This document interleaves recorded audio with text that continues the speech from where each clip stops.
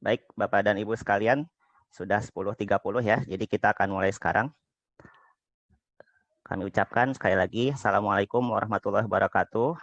Selamat pagi, selamat datang kepada Bapak dan Ibu semua. Terima kasih atas antusiasmenya untuk mengikuti kolokium fisika pada hari ini, 16 Juni 2020. Insya Allah kolokium fisika ini akan berlangsung selama 1,5 jam, dengan rencana 1 jam materi dari pemateri ya, kemudian 30 menit nanti ada tanya jawab.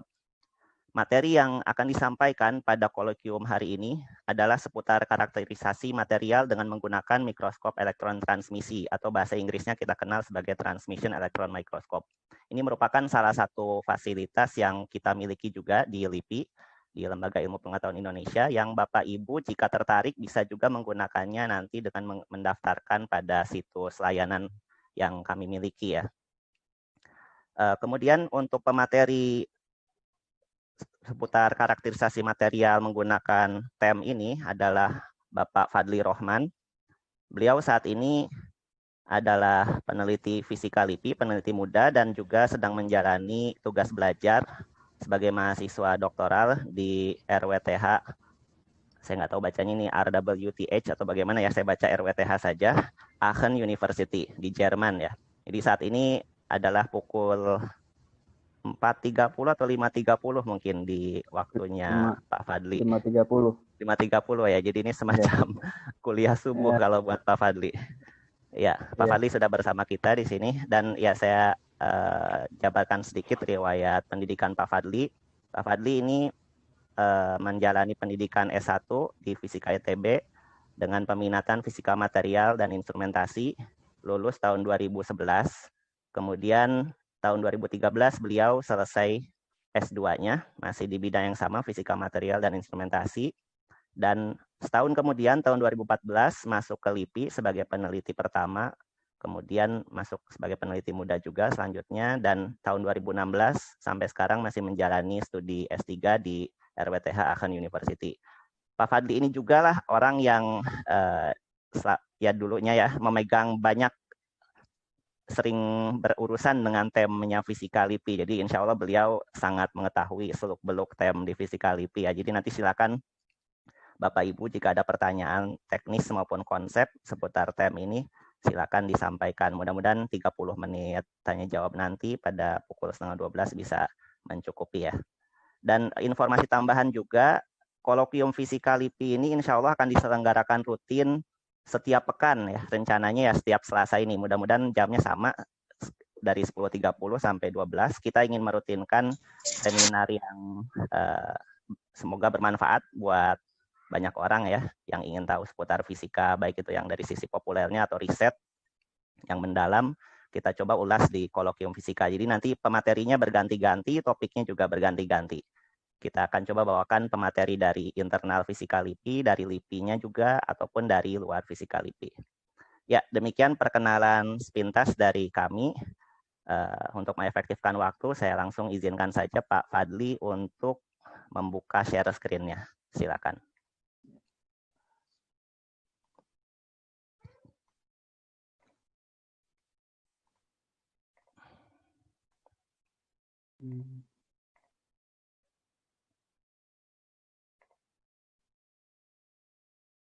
Baik, sudah bisa dilihat Pak Fadli.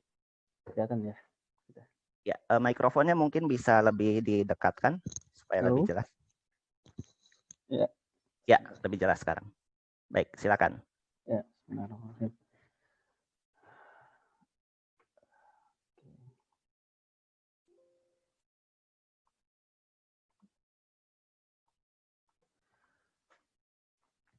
Ya, bismillahirrahmanirrahim. Assalamualaikum warahmatullahi wabarakatuh.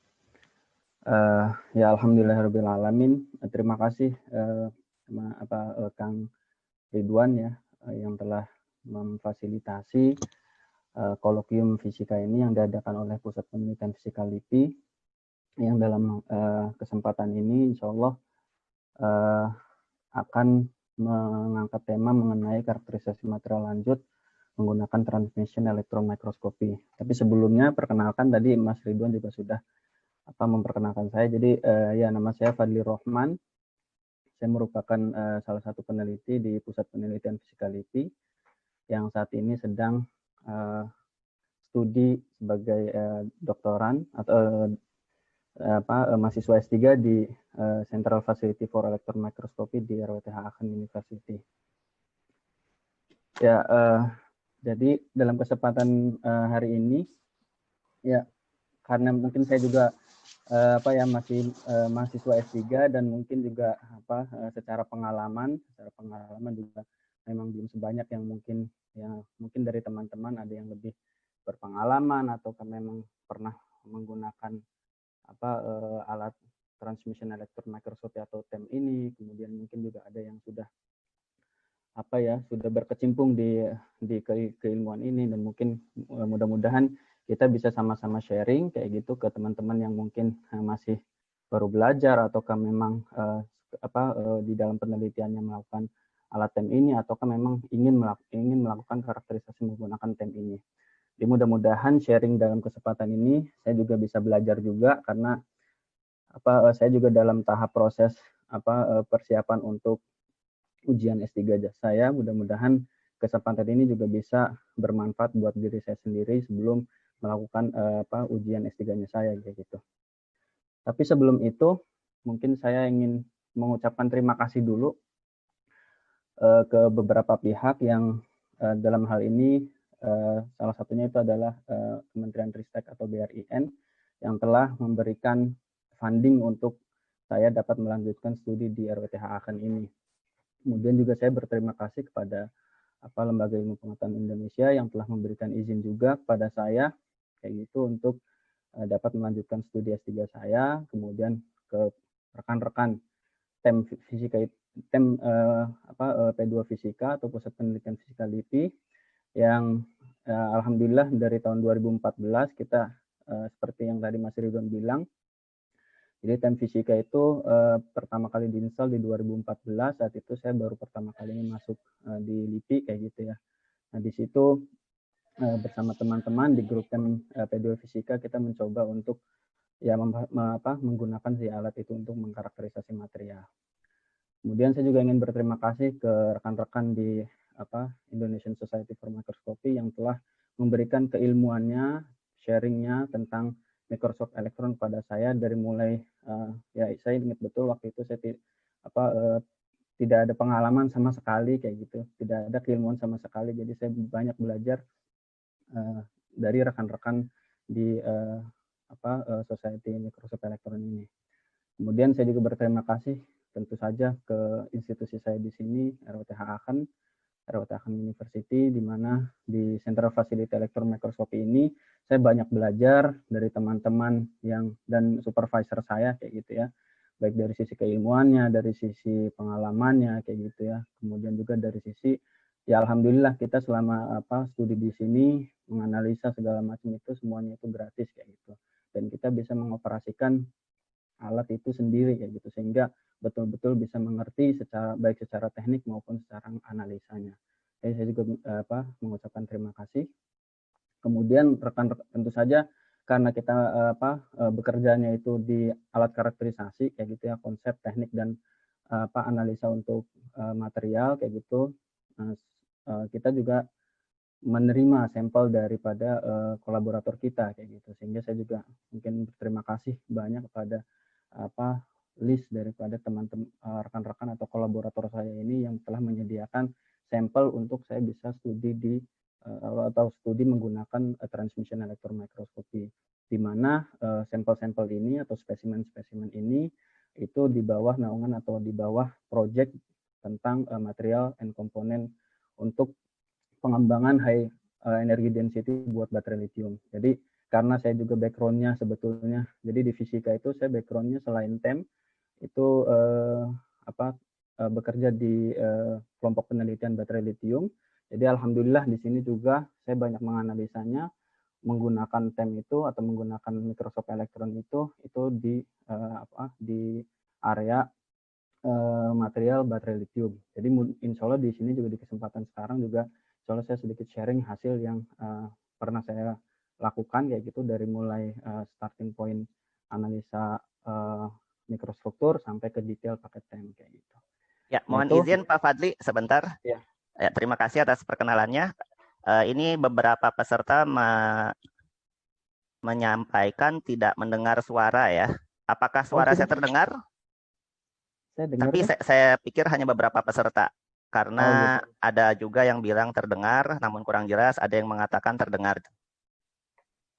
Kalau Ya. tidak terdengar, mohon dicek dulu audionya masing-masing ya. Karena dari kami sendiri, dari sisi saya, terutama sebagai operator, saat ini saya menggunakan dua buah device berbeda dan saya bisa mendengar suara Pak Fadli jelas dari komputer saya maupun dari perangkat tambahan yang saya gunakan, yaitu dari handphone ya. Jadi saya menjalankan dua device saat ini dan saya bisa mendengar suara Pak Fadli jelas.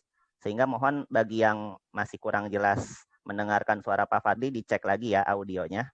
Pastikan pilihan speakernya betul. Jadi di Zoom ini di panel sebelah kiri bawah kalau pakai komputer akan terlihat ada tombol mute atau unmute ya. Kemudian di sebelahnya ada panah atas kecil dan di sana kita bisa klik select a microphone atau select a speaker. Nah, pastikan Bapak Ibu memilih media yang tepat sesuai dengan perangkat yang Bapak Ibu gunakan. Jika menggunakan headphone, pilih headphone misalnya. Jika menggunakan speaker biasa, pilih speaker. Demikian ya Ya. pengumumannya. Terima kasih. Ya. Maaf Pak Fadli, Ya. silakan Ya, dilanjut. nggak apa-apa. Ya, jadi saya ucapkan terima kasih ke semua rekan-rekan maupun kolaborator saya atas kontribusinya kayak gitu ya, dalam membantu saya dalam mengembangkan baik dari sisi keilmuan maupun dari sisi teknik untuk analisa menggunakan mikroskop elektron, dalam hal ini menggunakan transmission elektron mikroskopi. Jadi di kesempatan atau apa ya namanya, kolokium fisika ini, saya harapkan teman-teman, walaupun misalkan saya ambil contohnya itu mungkin hanya beberapa, tapi saya harapkan bisa menjadikan pengetahuan buat teman-teman kayak gitu, bagaimana menganalisa material dari mulai kita melihat dari sisi mikrostrukturnya yang mungkin teman-teman sudah biasa kayak gitu ya, menggunakan SEM kayak gitu, tapi bagaimana itu tuh bisa men-guide kita sampai ke detailnya menggunakan pakai TEM kayak gitu. Itu yang mungkin bisa saya harapkan. Tapi sebelum itu saya ingin menyampaikan dulu terkait dengan outline-nya. Jadi sebelum saya menjelaskan tentang apa itu atau prinsip kerjanya dari TEM, kemudian dari instrumennya juga dan tekniknya, tapi nanti akan saya sampaikan dulu terkait dengan konsep resolusi. Kenapa sih kita tuh butuh TEM kayak gitu? Kemudian ya kemudian akan saya jelaskan tentang prinsip kerja TEM setelah konsep resolusi teman-teman pahamin. Kemudian contoh maupun tekniknya ketika menggunakan TEM kayak gitu. Oke, seperti yang disampaikan di publikasi kayak gitu ya. Jadi saat ini teknologi nano atau nanoteknologi itu sudah banyak dipakai kayak gitu ya. Dan saya sendiri sebetulnya sudah mengenal nanoteknologi itu dari semenjak kuliah kayak gitu, walaupun tidak mengetahui secara detail atau secara material betul gitu. Sebetulnya material nano itu seperti apa sih kayak gitu, kemudian gimana sih menganalisanya, kemudian bagaimana kita bisa memastikan apakah kita itu sudah mensintesis atau membuat kayak gitu material nano kita, kemudian apakah betul sudah diaplikasikan atau belum kayak gitu. Nah itu pada saat itu hanya sekedar mengenal kayak gitu ya. Nah sekarang sudah banyak pengembangannya kayak gitu ya, yang mungkin kita sudah merasakan kayak gitu. Dulu mungkin secara misalkan di high density data storage, dulu kita nyimpen data 3,5 mega itu device-nya sangat besar kayak gitu. Nah, sementara sekarang dengan device yang sangat kecil saja sudah sekian gigabyte, sekian terabyte kayak gitu ya. Nah, termasuk juga smartphone kayak gitu.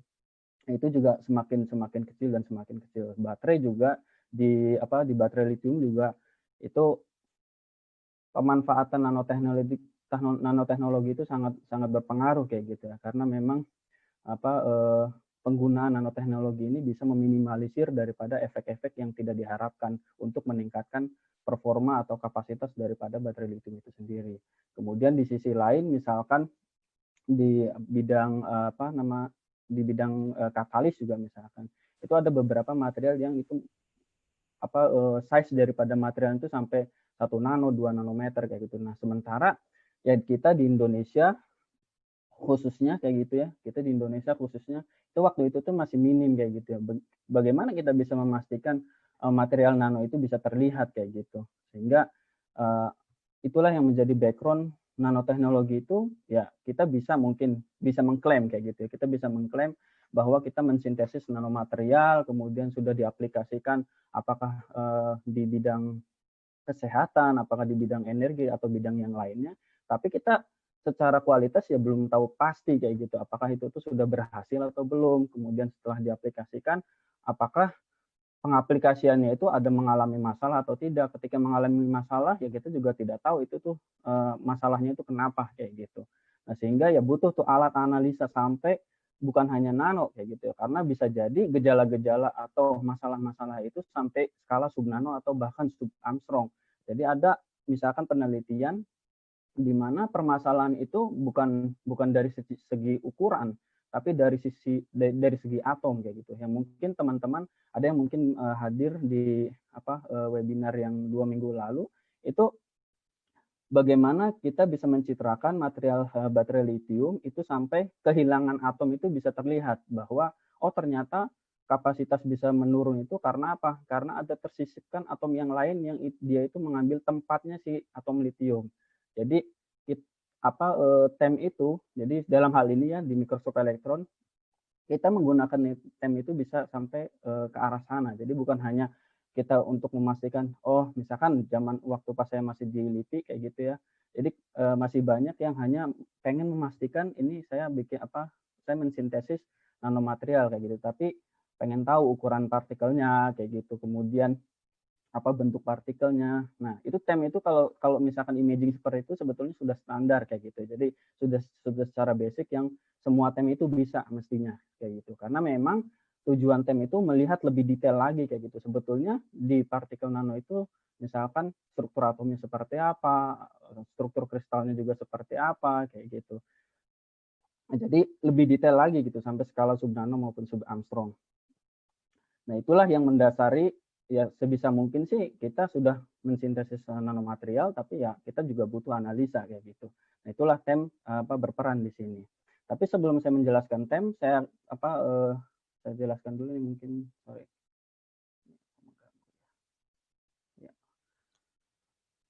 Jadi sebelum saya menjelaskan di TEM, saya jelaskan dulu terkait dengan konsep resolusi. Jadi teman-teman itu kan tadi kita pengen rapin nih bikin nanomaterial gitu untuk aplikasi tertentu.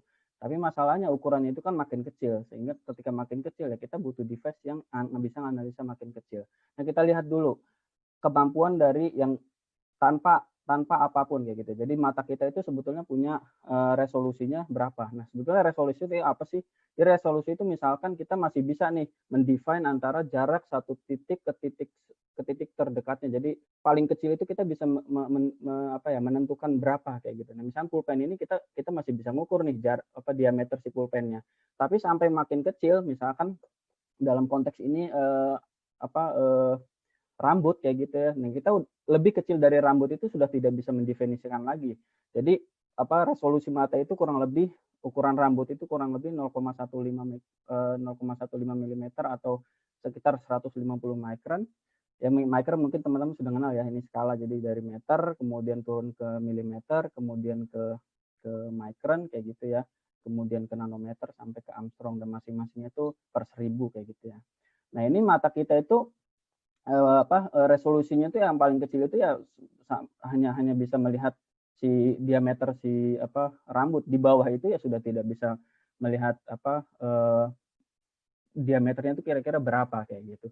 Sehingga itu keterbatasan resolusi itulah yang kita mungkin sudah mengenal bantuan yang kita sebut dengan mikroskop optik atau mikroskop cahaya, di mana kita menggunakan jadi untuk membuat si mikroskop ini ada dua hal yang mungkin kita butuhkan. Yang pertama itu adalah radiasinya, sumber radiasinya. Dalam hal ini adalah cahaya yang mungkin kita sudah mengenal nama cahaya tampak.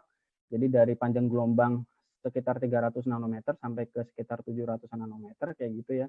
Yang mungkin teman-teman yang mungkin background-nya fisika atau mungkin ya dulu juga di fisika dasar juga sudah mengenal mungkin ya kayak gitu. Nah, itu sebagai sumber radiasinya. Yang kedua lensanya kayak gitu. Jadi di mikroskop itu ada sumbernya atau sumber radiasinya, yang kedua itu adalah si lensanya. Nah, di mikroskop yang ini itu kita bisa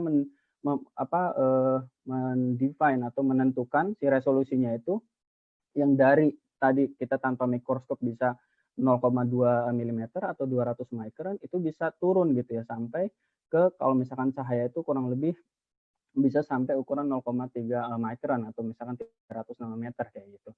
Nah, cuma untuk lebih rendah dari itu, misalkan kalau misalnya kita pengen meneliti tentang transistor materialnya sampai ke struktur atomnya, itu nggak bisa lagi gitu untuk yang cahaya ini. Karena apa? Karena keterbatasan daripada panjang gelombang dari cahaya itu sendiri.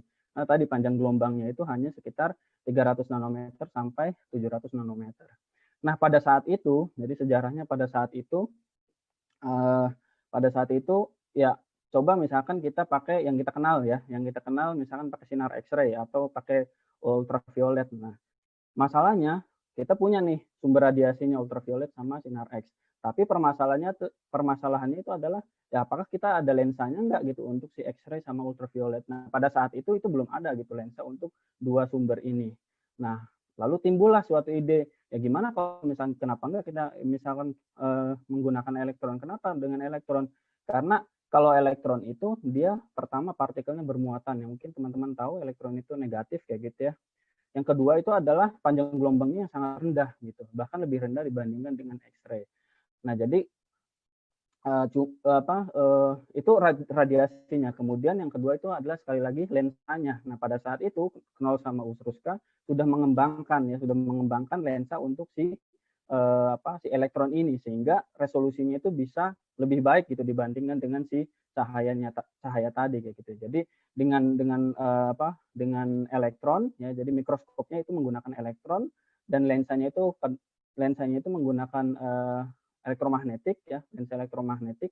Itu tapi karena lensanya juga tidak sebaik dengan lensa glass atau lensa yang digunakan di mikroskop cahaya, itu resolusinya tuh ya nggak langsung ke pikometer kayak gitu, tapi baru sampai ke wilayah Armstrong kayak gitu. Tapi dengan resolusi sampai Armstrong saja, jadi resolusi sampai Armstrong saja itu sudah bisa ya melihat gitu ya jarak antar dua buah atom, karena memang skalanya itu adalah Armstrong kan kalau misalkan di atom itu. Nah, cuma berkembang sampai si resolusi Armstrong ini bisa lebih baik lagi, akhirnya bisa tercapai di skala pikometer ini. Karena apa? Kita lihat kalau misalkan di mata dan di mikroskop optik aja itu ada faktor di mana faktor 100 ya. Faktor 100 daripada resolusi mata itu dengan resolusi si mikroskop optiknya. Nah, ya ini juga ketika lensanya itu nggak bagus kayak gitu ya. Jadi ketika lensanya itu nggak bagus, itu ternyata bisa diimprove kayak gitu ya, bisa diimprove sampai ke pikometer dengan faktor yang sama 100 gitu. Dan perbesarannya itu kurang lebih sampai 1 juta kayak gitu. Jadi dari materi yang sangat kecil itu bisa diperbesar sampai jutaan kayak gitu, sehingga kita bisa melihat lebih detail struktur atomnya. Jadi bukan hanya ukuran partikelnya. Nah, seperti itu. Ini merupakan konsep atau keterbatasan ya, kita bermula dari keterbatasan yang pertama itu adalah mata, sehingga dikembangkan mikroskop optik. Kemudian kita ada keterbatasan nih sama mikroskop optik karena panjang gelombangnya yang masih tinggi kayak gitu, sehingga resolusinya itu masih rendah, sehingga bisa diimprove dengan dengan menggunakan elektron ini, sehingga resolusinya itu lebih tinggi lagi kayak gitu. Nah, adapun untuk yang tadi keterkaitan dengan resolusi sama panjang gelombang itu kita mengetahui bahwa di resolusi di mikroskop optik itu, kita kalau misalkan panjang gelombangnya itu makin besar, maka resolusinya itu ya masih besar kayak gitu ya. Jadi belum baik kayak gitu. Itulah kenapa kita itu menggunakan elektron, karena apa? Elektron itu panjang gelombangnya kecil, sehingga si resolusinya itu akan sangat baik kayak gitu ya, sehingga bisa mendefine sampai ukuran Armstrong maupun ukuran pikometer kayak gitu. Nah, coba kita lihat saja permisalannya. Misalnya kita pakai sinar hijau. Sinar hijau itu punya panjang gelombangnya itu 550 nanometer ya, sekitar 550 nanometer. Nah, ini bisa menghasilkan spatial resolution atau resolusinya itu, jadi jarak dua titiknya tadi itu bisa ditentukannya itu sekitar 300 nanometer gitu. 300 nanometer ini kurang lebih 3000 Armstrong, di mana kalau misalkan kita mengacu ke kursor saya kelihatan nggak ya, Mas Ridwan?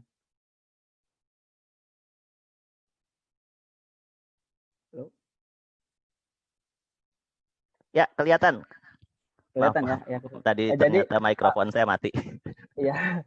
Jadi kalau misalnya kita lihat atom kayak gitu ya, diameter atom itu kan kalau misalnya 3000 Armstrong ini ya kurang lebih sampai ribuan atom diameter ya, sampai ribuan kayak gitu.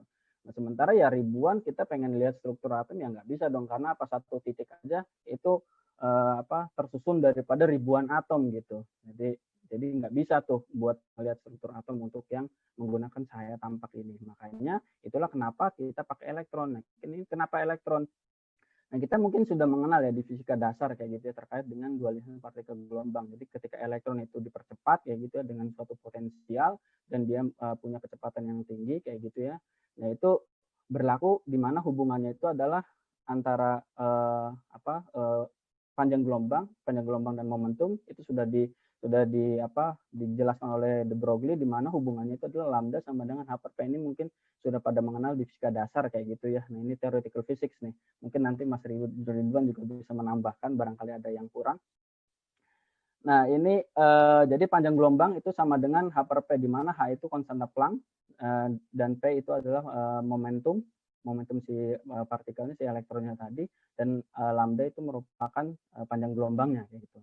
Nah, ketika si elektron itu dipercepat dengan suatu potensial tertentu kayak gitu ya, misalkan 100 kilovolt atau 200 kilovolt, maka elektron itu bergerak dengan kecepatan v, di mana berlaku suatu hukum yang kita sebut dengan hukum kekekalan energi, yang mungkin teman-teman juga sudah mengenal, di mana energi EK1 EP1 kalau dulu di fisika dasar sama dengan EK2 dan ditambah EP2 kayak gitu ya. Nah, di mana dalam hal ini adalah EP merupakan energi potensial dan EK merupakan energi kinetik si elektronnya. Dan berlakulah hukum kekekalan energi ini. Jadi ada hubungannya dengan V, itu merupakan potensial, energi potensial yang kita berikan sama si elektron, V, dan V yang kecilnya, ya ini V yang besar dan ini V yang kecilnya, itu merupakan kecepatannya. Nah, ini hukum kekekalan energi ini mungkin teman-teman juga sudah mengenal di fisika dasar kayak gitu ya. Nah, kemudian ini screen-nya.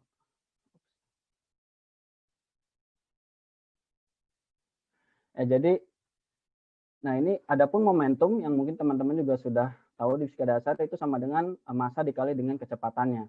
Dengan mensubstitusi tadi hubungan antara potensial sama kecepatan, dan kecepatan itu merupakan fungsi dari potensial, maka akan didapat dengan si momentumnya itu adalah sama dengan persamaan 5 ini. Dan ketika momentum itu disubstitusi ke persamaan yang kedua ini, jadi lambda sama H per P ini, maka akan kita dapatkan lambda sama dengan H per ini ya, yang di persamaan 6 ini kayak gitu ya.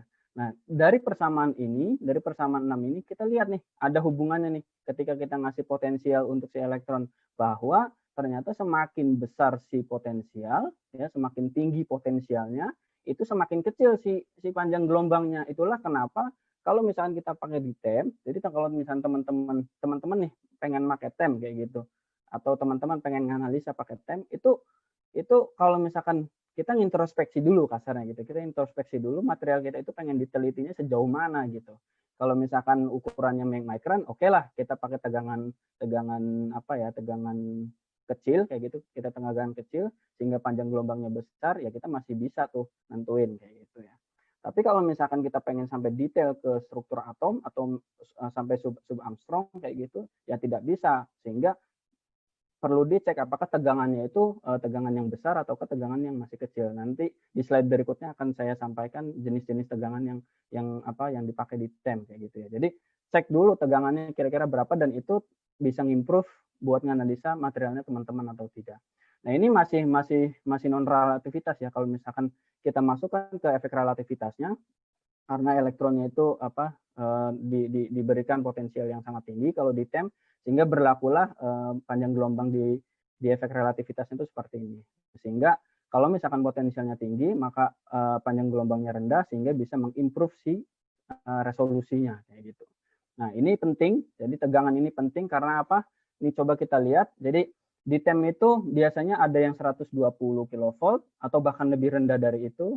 Ada yang 300 kilovolt, ada yang 1000 kilovolt. Jadi ini makin tinggi, kita lihat hubungannya makin tinggi, wavelength-nya itu atau panjang gelombangnya itu makin rendah panjang gelombang makin rendah, resolusinya makin bagus. Artinya bisa makin detail yang kita analisa kayak gitu. Makin kecil tuh skalanya yang bisa kita analisa. Nah, artinya kalau misalkan teman-teman pengen analisa sampai struktur atom di ukurannya di 120 kilovolt, ya itu akan lebih kurang baik dibandingkan dengan yang 300 kilovolt. Nah, di beberapa TEM yang di Indonesia itu rata-rata itu 200, beberapa memang 120, dan untuk yang material itu biasanya di 200. Nah, yang 200 ini kita misalkan ya, untuk yang 200 itu ternyata bisa sampai ke resolusi sekitar 2 pikometer atau 1,5 pikometer kayak gitu. Artinya untuk ukuran pikometer ini, kalau misalkan teman-teman ingat tadi yang slide yang sebelumnya, jadi nanometer, Armstrong, jadi nanometer, Armstrong, kemudian pikometer, jadi per seribunya atau sepersejutanya si nanometer. Jadi kalau misalkan kita punya ukuran 1 nanometer si partikelnya kita, itu sepersejutanya itu untuk yang 1 pikometer. Gitu. Jadi sangat lebih kecil lagi. Dan sebetulnya ya ukuran atom diameternya atau jari-jarinya itu nggak sampai ke pikometer. Ya ada yang sampai ke pikometer, jadi ratusan pikometer, tapi ada yang dia itu ya 1,5 Armstrong, misalkan kayak lithium, kemudian natrium 1,8 Armstrong. Jadi udah cukup kayak gitu untuk melihat si struktur atomnya kayak gitu. Nah, namun tentu saja semakin tinggi tegangannya, itu semakin complicated biasanya ininya instrumentasinya kayak gitu. Karena memang ya kita pakai tegangan, bayangkan 1 gigavolt kayak gitu. Itu kalau misalkan instrumennya itu orang itu sangat kecil gitu dibandingkan dengan instrumennya, jadi ya lebih complicated. Tapi nanti ada di slide yang berikutnya, mungkin nanti saya akan sampaikan, itu kita dengan 300 kilovolt itu bisa mengimprove sampai ke skala pikometer kayak gitu.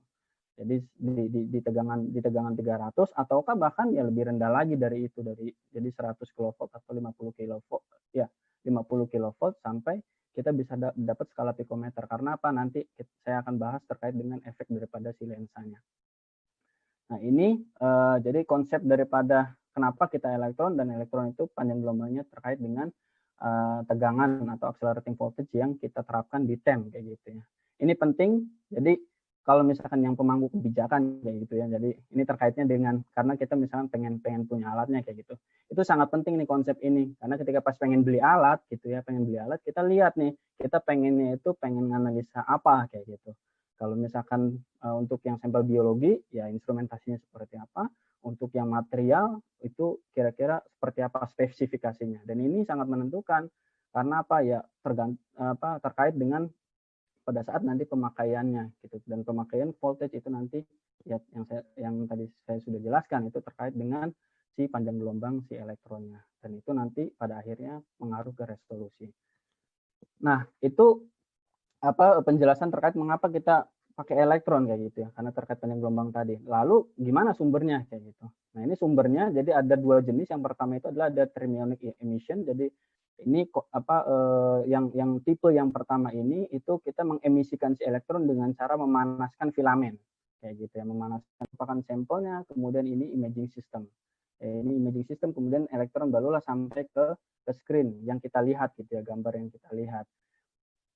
Lalu di dalamnya seperti apa, Mas? Oh ya, sorry, sebelum secara instrumennya saya summary-kan dulu secara diagramnya kayak gitu ya. Jadi ini merupakan sumber untuk yang Microsoft Optik, kita pakai cahaya, kemudian di tema pakai elektron, kemudian ini tadi yang kita sebut dengan illumination system, ya, jadi di sini ada condenser lens, di mana kalau misalkan optik kita pakai glass atau pakai kaca kayak gitu ya. Kemudian yang kalau misalkan di tema pakai lensa elektromagnetik yang tadi saya sampaikan. Ini juga sama ya, jadi ini untuk imaging systemnya, kemudian barulah gambarnya itu bisa dilihat oleh matanya kita gitu. Tapi kalau yang TEM ya tentu saja nggak langsung direct pakai mata kita ya, karena kita menggunakan elektron, jadi ada detektor tertentu yang kita bisa melihat gambarnya.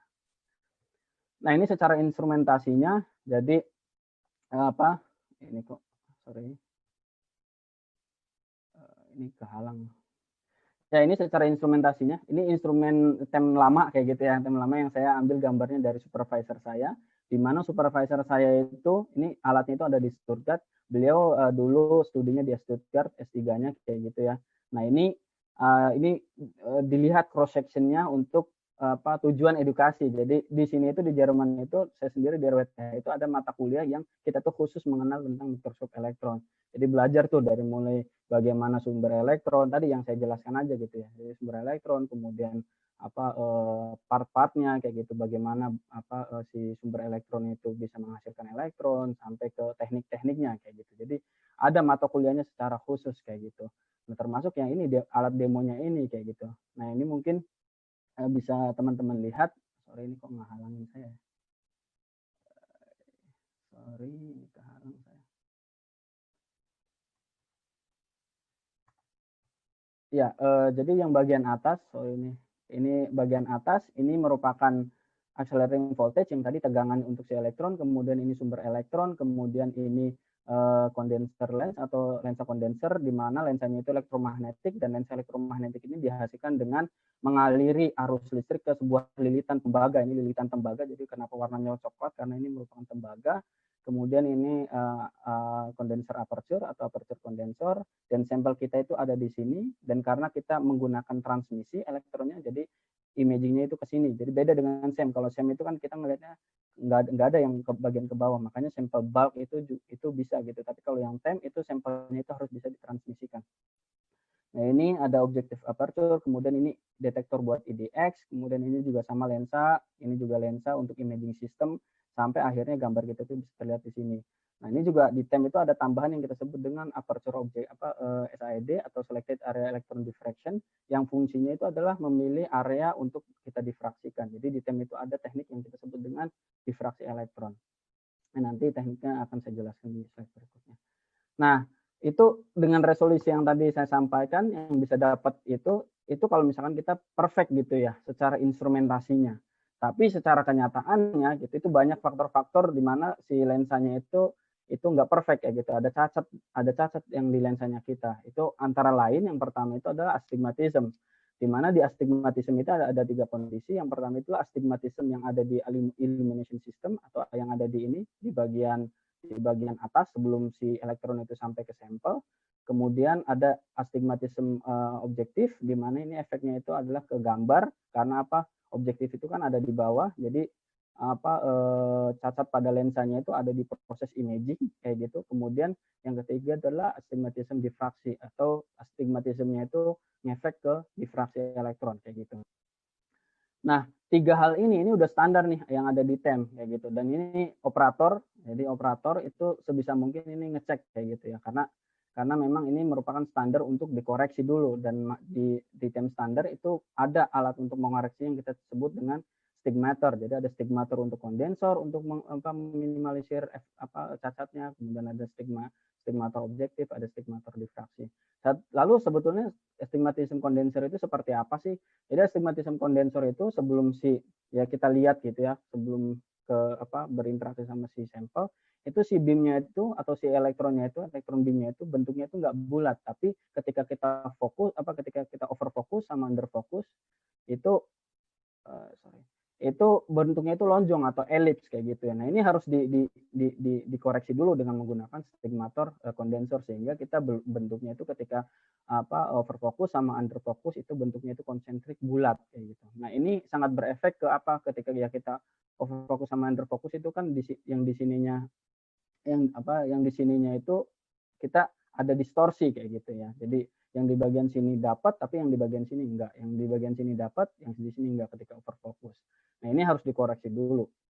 Kemudian kalau misalkan objektif gimana? Ini kalau misalkan objektif, jadi gambarnya itu nggak gampang difokuskan. Mungkin yang biasa yang pernah di SEM juga, ini kita ketika pas ngambil gambar kayak gitu ya, kok ketika pas overfokus sama underfokus, pas titik fokusnya tuh masih belum fokus kayak gitu. Nah, itu cek gitu loh astigmatismnya. Jadi astigmatismnya itu dicek apakah dia itu sudah terkoreksi atau belum sih astigmatism untuk yang objektifnya. Lalu yang tadi ya difraksi. Yang terakhir itu nanti difraksi itu kalau misalkan ada astigmatism itu akan ngaruh ke proses analisa fasa kayak gitu, karena difraksi itu untuk menganalisa fasa materialnya kita. Nah, yang cacat yang kedua itu ada spherical aberration. Ini cacat pada lensa di mana kuat medan listriknya itu nggak homogen, sehingga si elektron itu tidak terfokuskan atau tidak tepat di image plane yang sama, yang dalam hal ini yang garis titik-titik ini gitu. Jadi ada yang dia itu ke sini karena dia mendekat ke lilitan, jadi dia lebih kuat dibandingkan dengan yang agak ke dalam ini sehingga tidak sama gitu. Nah, permasalahan ini sudah dilakukan penelitian dan sudah ditemukan gitu ya untuk mengkoreksinya dalam tanda kutip oleh peneliti Jerman yang namanya itu Harlow di tahun 1990-an, di mana yang tadi sinar-sinar tadi yang tidak tepat itu ditambahkan suatu dalam tanda kutip lensa yang kita sebut dengan korektor, itu sampai akhirnya itu semuanya itu tepat kayak gitu. Nah, ini alat yang pertama kali diinstal untuk yang korektor itu sehingga bisa mengoreksi daripada cacat yang ini. Kemudian ini alat yang di Yulis ya, di mana supervisor saya sebagai salah satu direkturnya kayak gitu. Nah, ini dia menggunakan korektor untuk mengkoreksi image karena kan si elektronnya itu sudah melewati sampel, jadi image korektor kayak gitu. Nah, kemudian ada cacat lain yang kita sebut dengan chromatic aberration. Jadi chromatic ini itu permasalahannya itu adalah karena si elektron itu ketika melewati sampel atau ketika dia itu dipercepat kayak gitu dari sumber tegangannya, itu tuh dia memiliki energi yang tidak sama gitu. Jadi masing-masing elektronnya itu tidak memiliki energi yang tidak sama sehingga menyebabkan tadi sama-sama enggak tepat juga di bidang fokusnya kayak gitu. Nah, yang ini juga sudah dikembangkan korektornya. Jadi ada ini biasanya kita sebut dengan CC atau chromatic aberration kayak gitu.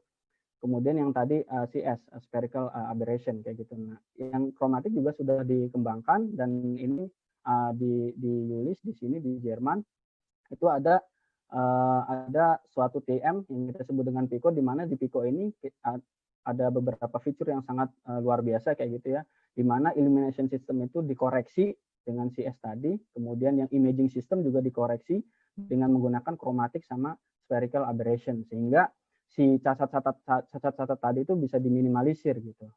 Jadi bisa diminimalisir.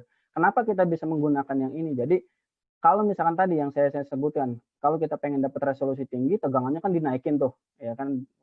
Tegangan yang dinaikin itu makin complicated kayak gitu kan secara instrumen. Tapi dengan adanya korektor ini, kita bisa tuh menggunakan tegangan yang rendah kayak gitu. Tapi dikoreksi jalur si elektronnya sehingga resolusinya itu lebih baik gitu, lebih baik. Dan ini hanya ada 3 ya di dunia, jadi salah satu Enstruska Center, kemudian yang 2 lagi di Amerika. Nah, ini bisa meresolve resolusi sampai ke 50 pikometer kayak gitu. Oke. Nah, jadi alat yang tadi yang saya sampaikan, jadi ada yang uncorrected, yang dia itu tidak ada pengoreksi si lensanya, kemudian ada juga spherical CS corrected atau sphericalnya itu si spherical tadi yang beda kuat medan tadi sehingga si elektron itu nggak tepat di titik fokusnya, itu dikoreksi juga ya ini CS corrected, kemudian ada juga CS sama CS corrected. Nah, ini ada 3 jenis ini yang kita miliki kayak gitu. Nah, ini salah satu bukan salah satu ya, sorry. Ini direkturnya, jadi ini merupakan jadi alat-alat yang tadi ada di Erstuska Center, salah satu atau 2 ya yang sudah berpengalaman orang Indonesia yang pernah bekerja di sini. Itu teman-teman untuk lebih detailnya mungkin bisa lihat di webnya kayak gitu ya, melihat kira-kira instrumennya apa saja yang ada di sana. Dan kita ada instrumen yang baru atau ada direktur yang baru juga yang bekerja di bidang biological science kayak gitu ya. Jadi yang ini material science dan ini biological science. Nah, sebelum ke tekniknya mungkin saya sampaikan dulu ini gimana nih apa yang bisa didapatkan kayak gitu ya. Jadi setelah mengenal instrumen yang tadi. Jadi setelah mengenal parameter-parameternya tadi. Nah, ini gimana contohnya kayak gitu ya. Contohnya dan kira-kira teknik apa yang didapatkan kayak gitu. Nah, ini saya ambil dari studinya saya aja kayak gitu ya. Jadi ini merupakan material anoda kayak gitu untuk baterai lithium untuk meningkatkan kapasitas daripada si baterai sehingga kapasitasnya itu lebih besar kayak gitu dibandingkan dengan yang konvensional atau yang pakai grafit. Nah, dalam hal ini saya menggunakan material alloy yang dalam hal ini adalah si aluminium karena kapasitasnya itu 3 kali dan ukurannya bisa dilihat ini dengan menggunakan SEM. Jadi saya menggunakan SEM mode BSE, backscatter elektron, yang mungkin teman-teman ada yang mungkin sudah tahu dan mungkin tapi ada yang mungkin belum tahu, saya coba saya jelaskan. Jadi di BSE ini kontrasnya itu kontras yang dibedakan itu berdasarkan daripada elemennya ya, daripada unsur yang ada di dalamnya. Jadi kalau misalkan unsurnya ringan, maka akan lebih gelap dibandingkan dengan unsur berat atau heavy elemen kayak gitu.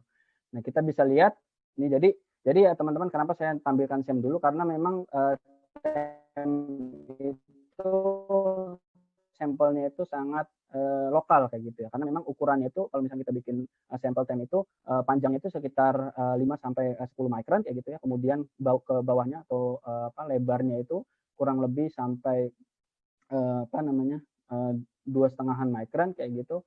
Nah, itu tebalnya itu sampai kurang lebih di bawah 100 nano kayak gitu. Jadi sangat lokal dibandingkan dengan ukuran partikelnya kita. Yang dimana di sini kan masih pakai berapa nih, sekitar 60 micron, kemudian yang ke sini sekitar 21 micron. Nah, sementara sampel TEM itu sangat lebih kecil dibandingkan yang ini kayak gitu. Jadi sangat lokal.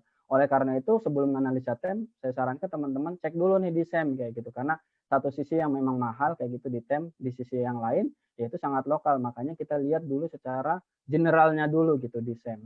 Nah, ini kita lihat dulu di SEM bahwa ternyata nih ini inisialnya seperti ini gitu morfologinya. Jadi ini merupakan material alloynya si aluminium, kemudian ini merupakan grafitnya. Jadi di mix gitu ya, di mix. Nah, sehingga kapasitasnya itu lebih besar. Lalu kita coba tuh kalau misalnya di baterai mungkin teman-teman sudah kenal yang kita sebut dengan nge-charge sama discharge. Discharge itu kalau misalnya kita pakai, nge-charge itu kalau misalnya kita ngisi kan. Nah, ternyata setelah 10 cycle, nah jadi ini kelihatan ya, setelah 10 cycle ini terlihat bahwa si aluminiumnya itu membesar gitu. Jadi ini permasalahan di material alloy untuk anoda. Itu partikelnya itu membesar, partikelnya itu membesar, kita lihat banyak sekali yang membesar kayak gitu. Dan ternyata ketika analisa unsur menggunakan, mungkin teman-teman sudah mengenal IDX kayak gitu ya, kita menggunakan IDX. Ternyata si komposisinya itu berbeda dengan yang fresh kayak gitu, yang belum di charge sama discharge atau yang belum di cycle kayak gitu. Ini awalnya cuma aluminium dan sedikit oksigen dari oksidasi. Ini tapi di sini ada fluorine sama ada fosfor dan oksigennya juga naik kayak gitu. Jadi ada something gitu loh di partikel yang membesar ini. Ada apa sebetulnya kayak gitu. Nah, di SEM itu hanya bisa membesar tapi nggak bisa lihat lebih detail lagi. Sebetulnya di dalamnya itu ada apa gitu kejadiannya gitu. Makanya kita perlu TEM untuk lihat lebih detailnya lagi gitu. Jadi setelah kita ngelihat nih, setelah kita lihat di optik kayak gitu ya, dilihat betul nggak nih yang kita preparasi, kemudian yang kita sintesis juga. Habis itu lihat di SEM kayak gitu, dilihat di SEM apakah ada something yang kira-kira tertarik teman-teman buat mengkaji lebih dalam atau tidak kayak gitu. Kalau teman-teman ya, kalau misalnya dalam konteks ini saya menarik gitu karena apa? Ternyata yang fresh itu nggak kejadian apa-apa, tapi kalau yang fresh itu yang memang inisialnya seperti ini, tapi kalau setelah 10 cycle ternyata membesar gitu. Berarti ada sesuatu yang terjadi di partikelnya saya ini. Nah, coba saya di map ya. Jadi yang tadi hanya ternyata ada tambahan fluorine sama fosfor. Nah, kita lihat di map untuk lihat lebih detailnya lagi. Sebetulnya itu ada sesuatu apa gitu di dalam itu. Nah, ternyata ketika pas di map, ternyata si partikel yang membesar itu bukan hanya ada aluminium aja di situ gitu. Jadi bukan hanya yang ini bukan hanya aluminium saja yang bintik-bintik ini. Yang ini itu holder. Jadi yang kenapa ini terang, ini bukan sampel tapi dia sampel holdernya.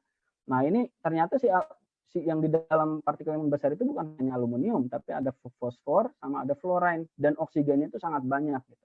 Tapi memang tidak ada karbon. Karbon hanya ada di tepi-tepinya saja karena dia dari grafit tadi. Jadi ini membesar kayak gitu. Membesar, kemudian elemennya juga berubah total kayak gitu. Jadi sudah membesar, perubahan ukurannya membesar, komposisi unsurnya juga berubah secara signifikan. Nah, dari sinilah saya pengen mengkaji gitu di TEM. Jadi yang tadi saya bilang, jadi misalnya kita di SEM, udah di IDX, habis itu barulah saya preparasi pakai FIB atau pakai dual beam kayak gitu. Nah, ini ada salah satu alat yang kita pakai untuk mempreparasi sampel TEM kayak gitu ya. Di fisika sama di ITB sudah ada di Indonesia, jadi mungkin teman-teman juga bisa memanfaatkan dengan baik kayak gitu.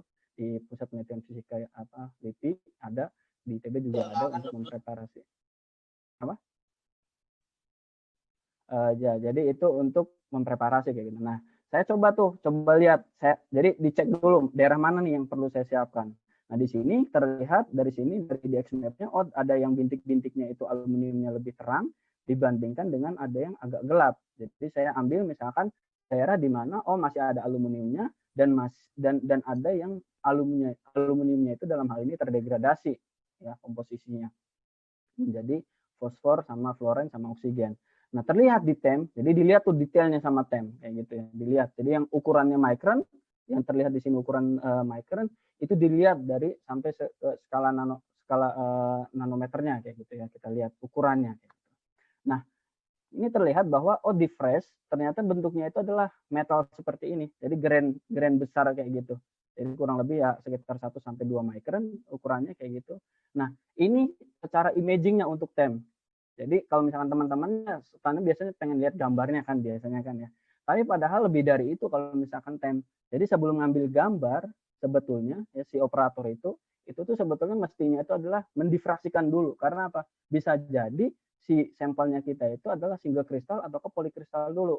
Apa sih single kristal sama polikristal? Jadi yang ini itu single grain-nya itu, yang grain yang hitam ini, itu ada salah satu teknik yang kita di TEM itu yang kita sebut dengan bright field atau bright field imaging. Jadi image yang basic standard image yang ada di TEM itu dari difraksi. Ini difraksinya. Difraksinya buat apa? Di TEM itu kita punya teknik difraksi elektron di mana difraksi elektron ini difungsikan untuk mengidentifikasi mengidentifikasi fasa daripada materialnya kita gitu. Jadi mengidentifikasi fasa. Jadi saya bisa tahu tuh ini grain ini fasanya apa, grain ini fasanya apa, grain ini fasanya apa. Dan ternyata setelah diidentifikasi ternyata fasa yang ini karena berdasarkan IDX tadi, berdasarkan IDX itu adalah aluminium. Jadi saya cek tuh apakah dia itu memang aluminium atau bukan fasanya. Jadi saya identifikasi menggunakan elektron diffraction atau difraksi elektron. Tentu saja ini juga perlu penjelasan lebih lanjut kayak gitu ya. Jadi mungkin kalau misalkan waktu tidak cukup mungkin di lain kesempatan akan dijelaskannya. Nah, ini single kristal ternyata gitu. Dan ketika sudah 10 cycle ternyata hancur si aluminium aluminium grain yang ini menjadi partikel-partikel kecil yang ukurannya itu adalah nanometer kayak gitu.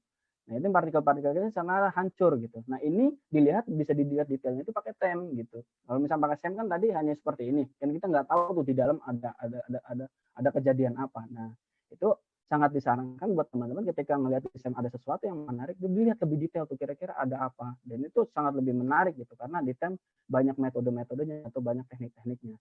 Yang salah satunya adalah tadi difraksi. Oh, ternyata si yang satu single grain itu menjadi yang partikel-partikel kecil, di mana partikel kecil itu membentuk suatu difraksi yang kita sebut dengan polikristalin. Polikristalin ini dibentuk karena grain-grainnya kecil tadi berkontribusi membentuk si pattern seperti atau pola difraksi seperti ini. Nah, setelah dianalisa, jadi bukan hanya single kristal yang kita bisa analisa buat identifikasi fasa, tapi kita juga bisa menganalisa nih yang polikristalin. Kira-kira yang ini bidang berapa, kemudian ini punyanya fasanya siapa, kayak gitu. Nah, ini penting gitu loh. Ini penting untuk dianalisa lebih lanjut kayak gitu. Sehingga ternyata si partikelnya hancur, dan lebih detailnya lagi menggunakan energi filter TEM di energi loss itu ternyata ya partikel-partikel tadi yang membentuk kristalin ini ukurannya itu bisa sampai 4 nanometer, ada yang 3 nanometer kayak gitu. Ternyata si aluminium itu menjadi aluminium nanopartikel, bukan lagi aluminium grain yang besar ini. Nah, jadi di TEM itu ada teknik yang kita sebut basic imaging yang ini, jadi bisa melihat ukuran partikel, ukuran grain, kemudian morfologinya seperti apa, kemudian ada sesuatu apa yang terjadi di situ, kemudian bisa juga pakai difraksi elektron untuk mengidentifikasi fasa daripada materialnya kita. Kalau misalkan material kita itu adalah kristalin, ada juga yang misalkan kita amorphous, itu beda lagi patternnya. Nah, ada juga kita bisa menggunakan energi filter TEM atau bisa juga ke high resolution TEM. Dan di sini juga dari sini itu nanti kita bisa dapat fast Fourier transform di mana kita bisa mengidentifikasi nanopartikel ini nanopartikel yang di sini itu punya fasanya siapa kayak gitu. Tentu saja bisa mengacu dulu ke difraksinya kayak gitu. Nah, ini terlihat ternyata lebih detail ada secondary phase di situ. Jadi bukan hanya aluminium nanopartikel. Nah, ini ternyata setelah dianalisa seperti ini ya berarti kita nggak cocok dong kalau misalkan anodanya alloy tapi ukurannya itu adalah micron. Itulah kenapa kita coba mengaplikasikan nanoteknologi di situ. Jadi gimana nih kalau misalkan ukuran partikelnya itu bukan micron tapi nanopartikel. Jadi di hasil berikutnya ini coba kita lihat morfologinya sekali lagi pakai SEM. Jadi sebelum ke TEM sekali lagi kita cek dulu nih di SEM. Jadi si anodanya itu yang ini, yang material yang aktifnya ini ternyata ketika pas fresh kayak gitu ya, ketika fresh bentuknya seperti ini, Ya, ini BSE juga sama. Jadi yang terang ini adalah material alloynya dan yang gelap ini adalah material karbonnya. Jadi saya sengaja pakai BSE karena biar bisa mengidentifikasi mana yang punya alloy dan mana yang punya karbon. Kalau misalkan pakai SE atau secondary elektron itu hanya topografi gitu. Jadi nggak bisa menunjukkan itu tuh elemennya siapa kayak gitu. Ya, jadi itulah kenapa makanya kalau misalkan kita meng-IDX itu berkorelasi dengan BSE. Jadi di BSE terang itu di IDX mestinya dia punya elemen berat. Tapi kalau misalkan di BSE-nya gelap berarti dia itu like element atau elemen ringan kayak gitu di X-nya. Nah, ini terlihat bahwa setelah 250 cycle itu si elektrodanya itu nggak signifikan seperti yang tadi yang ukurannya micron. Jadi ukurannya itu hanya membesar sekitar 20 micron kayak gitu. Jadi nggak terlalu besar dibandingkan dengan yang pertama tadi. Itu kenapa? Karena apa? Kita terapkan nanopartikel di situ. Jadi si alloy-nya itu kita pakai nanopartikel. Nah, kita pakai nanopartikel sehingga apa? Ketika dia berekspansi, jadi ketika dia itu menambah tebalnya, itu tuh dia hanya bisa dikompensasi gitu. Jadi nggak menghancurkan daripada si elektrodanya. Jadi kita terapkan nih nanoteknologi dan ini fabrikasinya itu kalau saya baca di artikel teknologi yang ini itu pakai nano engineering. Jadi gimana si nanopartikel itu diselipkan di salah material aktif yang lain kayak gitu sehingga ekspansinya itu bisa ditahan. Jadi yang membesarnya tadi itu bisa ketahan sama si dalam hal ini adalah grafit. Jadi ditahan tuh. Nah, tapi ternyata kalau misalkan kita lihat di TEM, jadi kalau misalkan di SEM nggak kelihatan nih kira-kira ada apa sebetulnya. Apa ternyata bagus nih, kita bisa ngeklaim nih. Ternyata pakai nanopartikel bagus, nggak ada tuh apa ekspansinya. Ternyata ketika pas lihat di properties, jadi ketika lihat di hasil analisa si baterainya ternyata turun gitu kapasitasnya, ngedrop. Ini kenapa? Padahal kan dari sisi morfologi si elektroda itu nggak ada masalah gitu. Nah, itulah kenapa ada yang miss di situ gitu. Nah, itulah dari sini sama ya sebetulnya. Jadi tidak saya tampilkan saja di sini.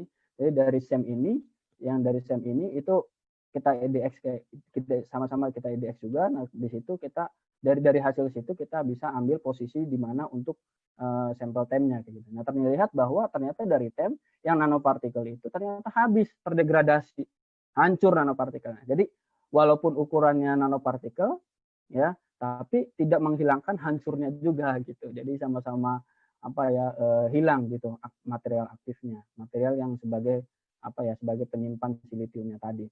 Jadi hancur kayak gitu. Ini terdegradasi ternyata dan membentuk yang kita sebut dengan solid electrolyte interface kalau misalkan di baterai mungkin. Ada teman-teman yang mungkin tahu kayak gitu ya. Nah, ini hancur nih. Nah, terus lah, saya misalkan ambil tempat yang lain nih. Jadi ini merupakan sampel tem yang pertama di mana saya ambil sampel yang intensitas daripada si alloynya itu sangat rendah dibandingkan dengan yang lain. Kemudian saya ambil dengan intensitas yang masih agak mendingan kayak gitu dalam tanda kutip. Jadi masih ada, saya bisa mengidentifikasi dari hasil dari hasil morfologi atau hasil analisa SEM-nya kayak gitu. Nah, itu saya preparasi lagi tuh pakai tem pakai alat preparasi tem gitu ya, pakai FIB, pakai dual beam.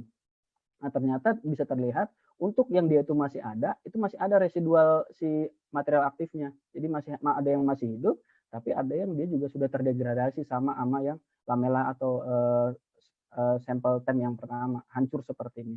Dan yang ini hancurnya, jadi yang ini adalah itu yang masih hidup dalam tanda kutip. Artinya ketika yang ini di cycle lagi atau di cas sama di discharge lagi itu ya akan terus berlanjut kehancurannya.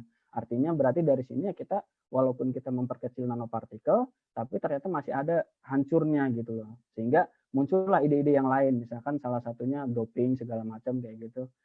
Doping kemudian dibikin core shell juga kayak gitu. Jadi ada improvement yang lain untuk meminimalisir daripada yang ini.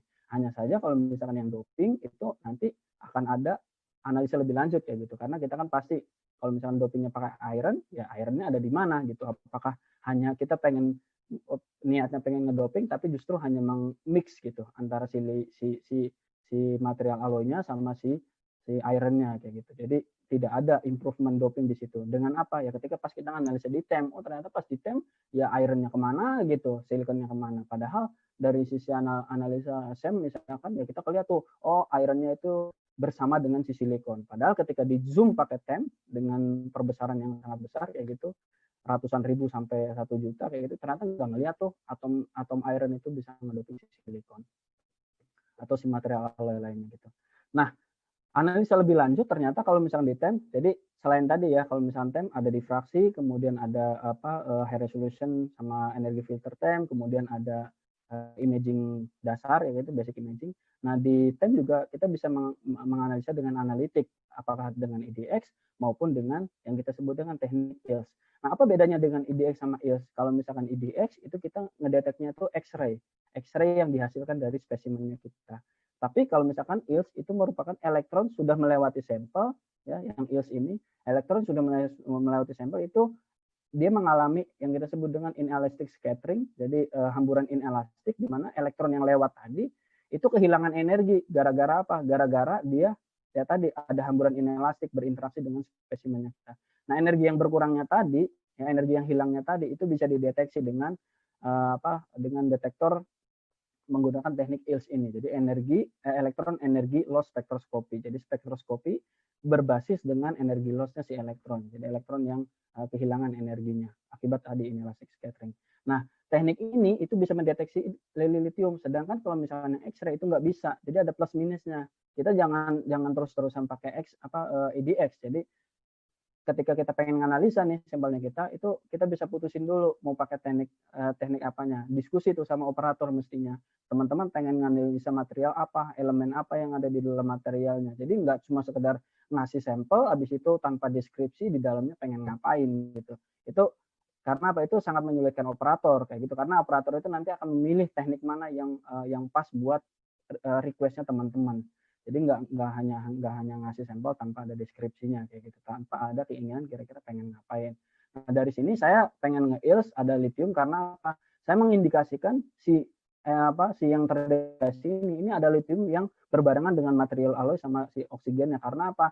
Ada faktor yang kita sebut dengan lithiumnya itu tertrapping atau terperangkap, di mana si lithium yang ini itu mestinya balik ke katoda tapi ternyata masih ada di anoda, sehingga itulah kenapa kapasitasnya itu terdegradasi. Jadi faktor degradasi kapasitas dari baterai itu yang pertama itu adalah si aktif materialnya tadi si yang nanopartikelnya itu hancur, terdegradasi dan dia membentuk SiI, dan SiI ini akan memblok si lithiumnya tadi, memblok ke material aktif yang lain. Nah, setelah itu selain itu ternyata ada deteksi silitium gitu. Dari apa? Dari teknik yang kita sebut dengan teknik ILS. Nah, ini ILS ini belum ada nih di Indonesia nih, sayangnya. Jadi baru ada IDX ya, itu ya. Jadi baru ada IDX sehingga untuk yang elemen yang ringan itu nggak cocok kayak gitu. Mungkin masih ada waktu, Mas Ridwan, atau? Ya, silakan mungkin 5 menit lagi ya. Oke. Nah, jadi untuk yang penjelasan tekniknya, jadi yang tadi saya sampaikan itu permisalannya dulu ya. Jadi ada teknik apa aja yang di TEM kayak gitu ya. Jadi kalau misalnya saya summary, jadi pertama itu adalah di TEM itu bisa mengidentifikasi fasa sama struktur kristal dari apa?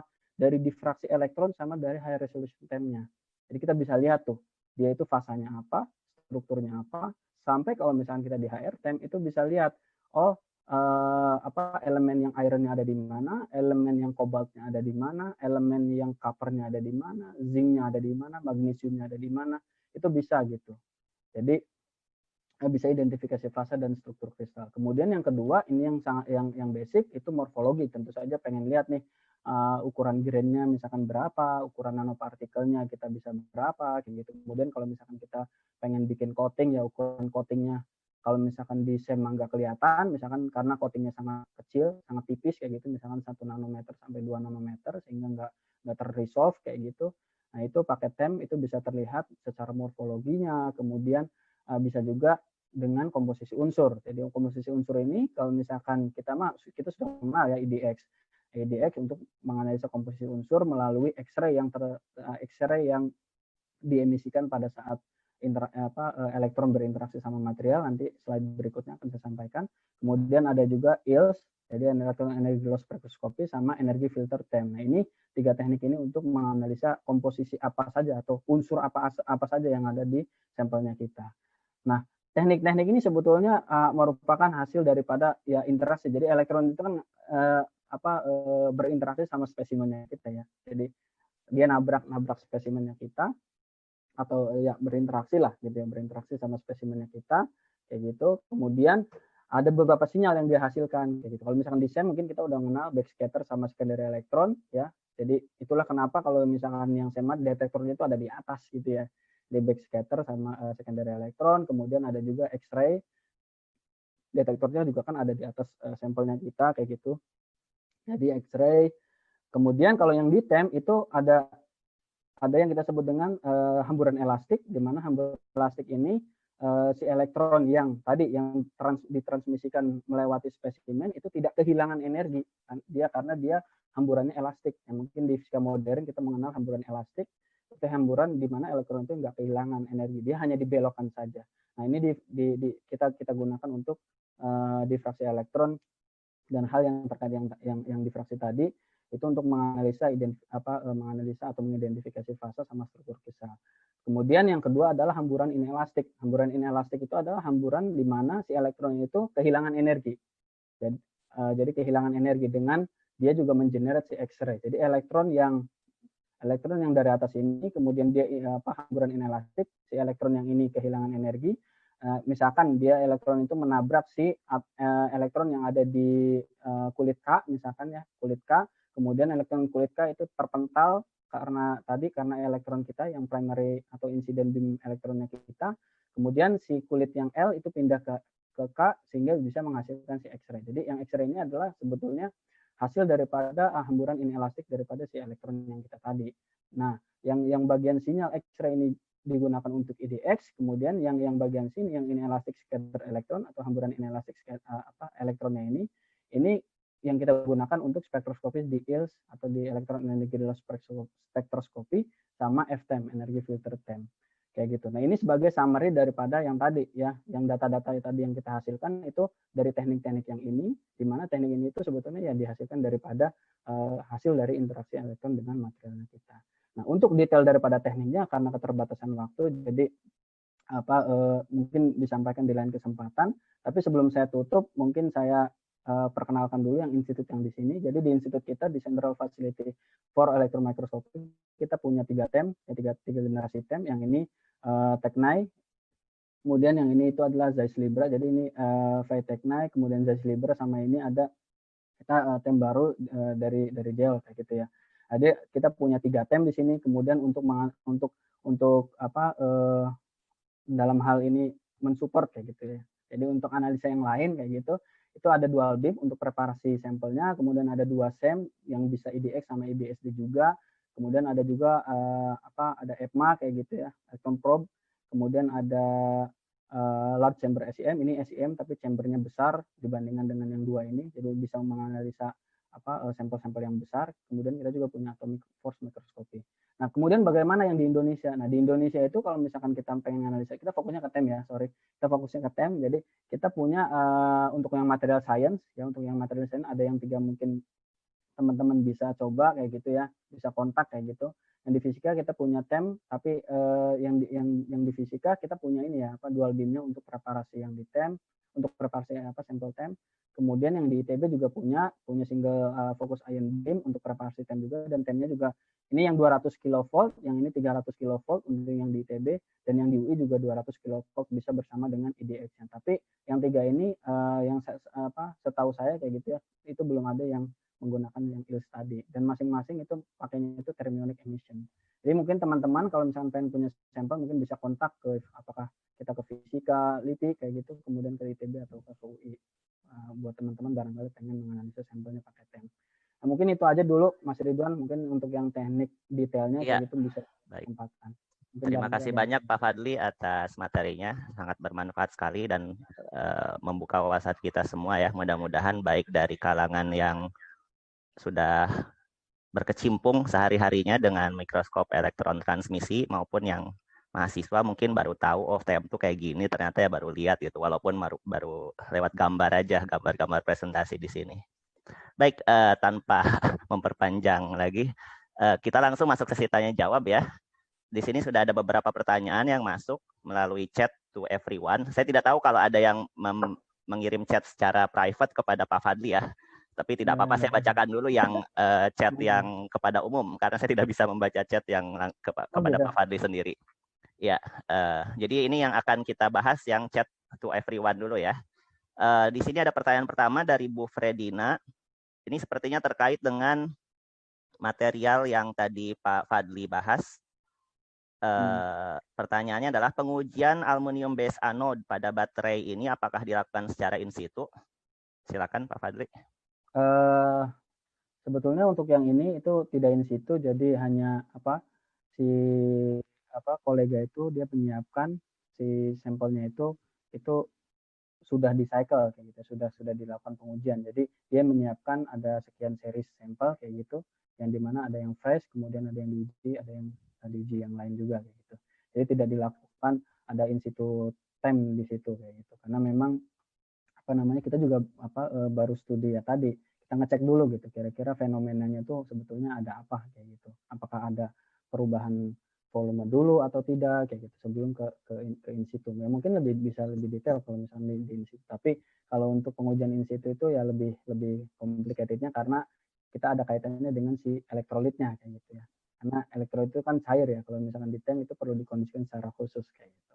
Jadi ini yang tadi dipresentasikan itu ex situ kayak gitu. Jadi sampel-sampel yang memang sudah disiapkan antara yang fresh sama yang sudah di cycle kayak gitu.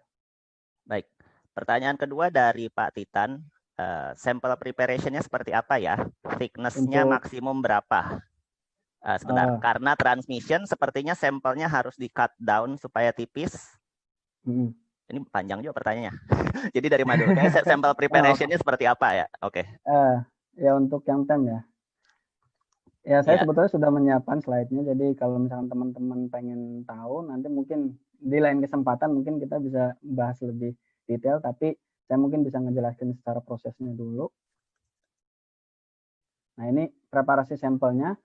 Jadi karena tadi ya memang kita transmisi kayak gitu ya. Jadi, karena transmisi itu sampelnya itu kan harus tipis kayak gitu ya.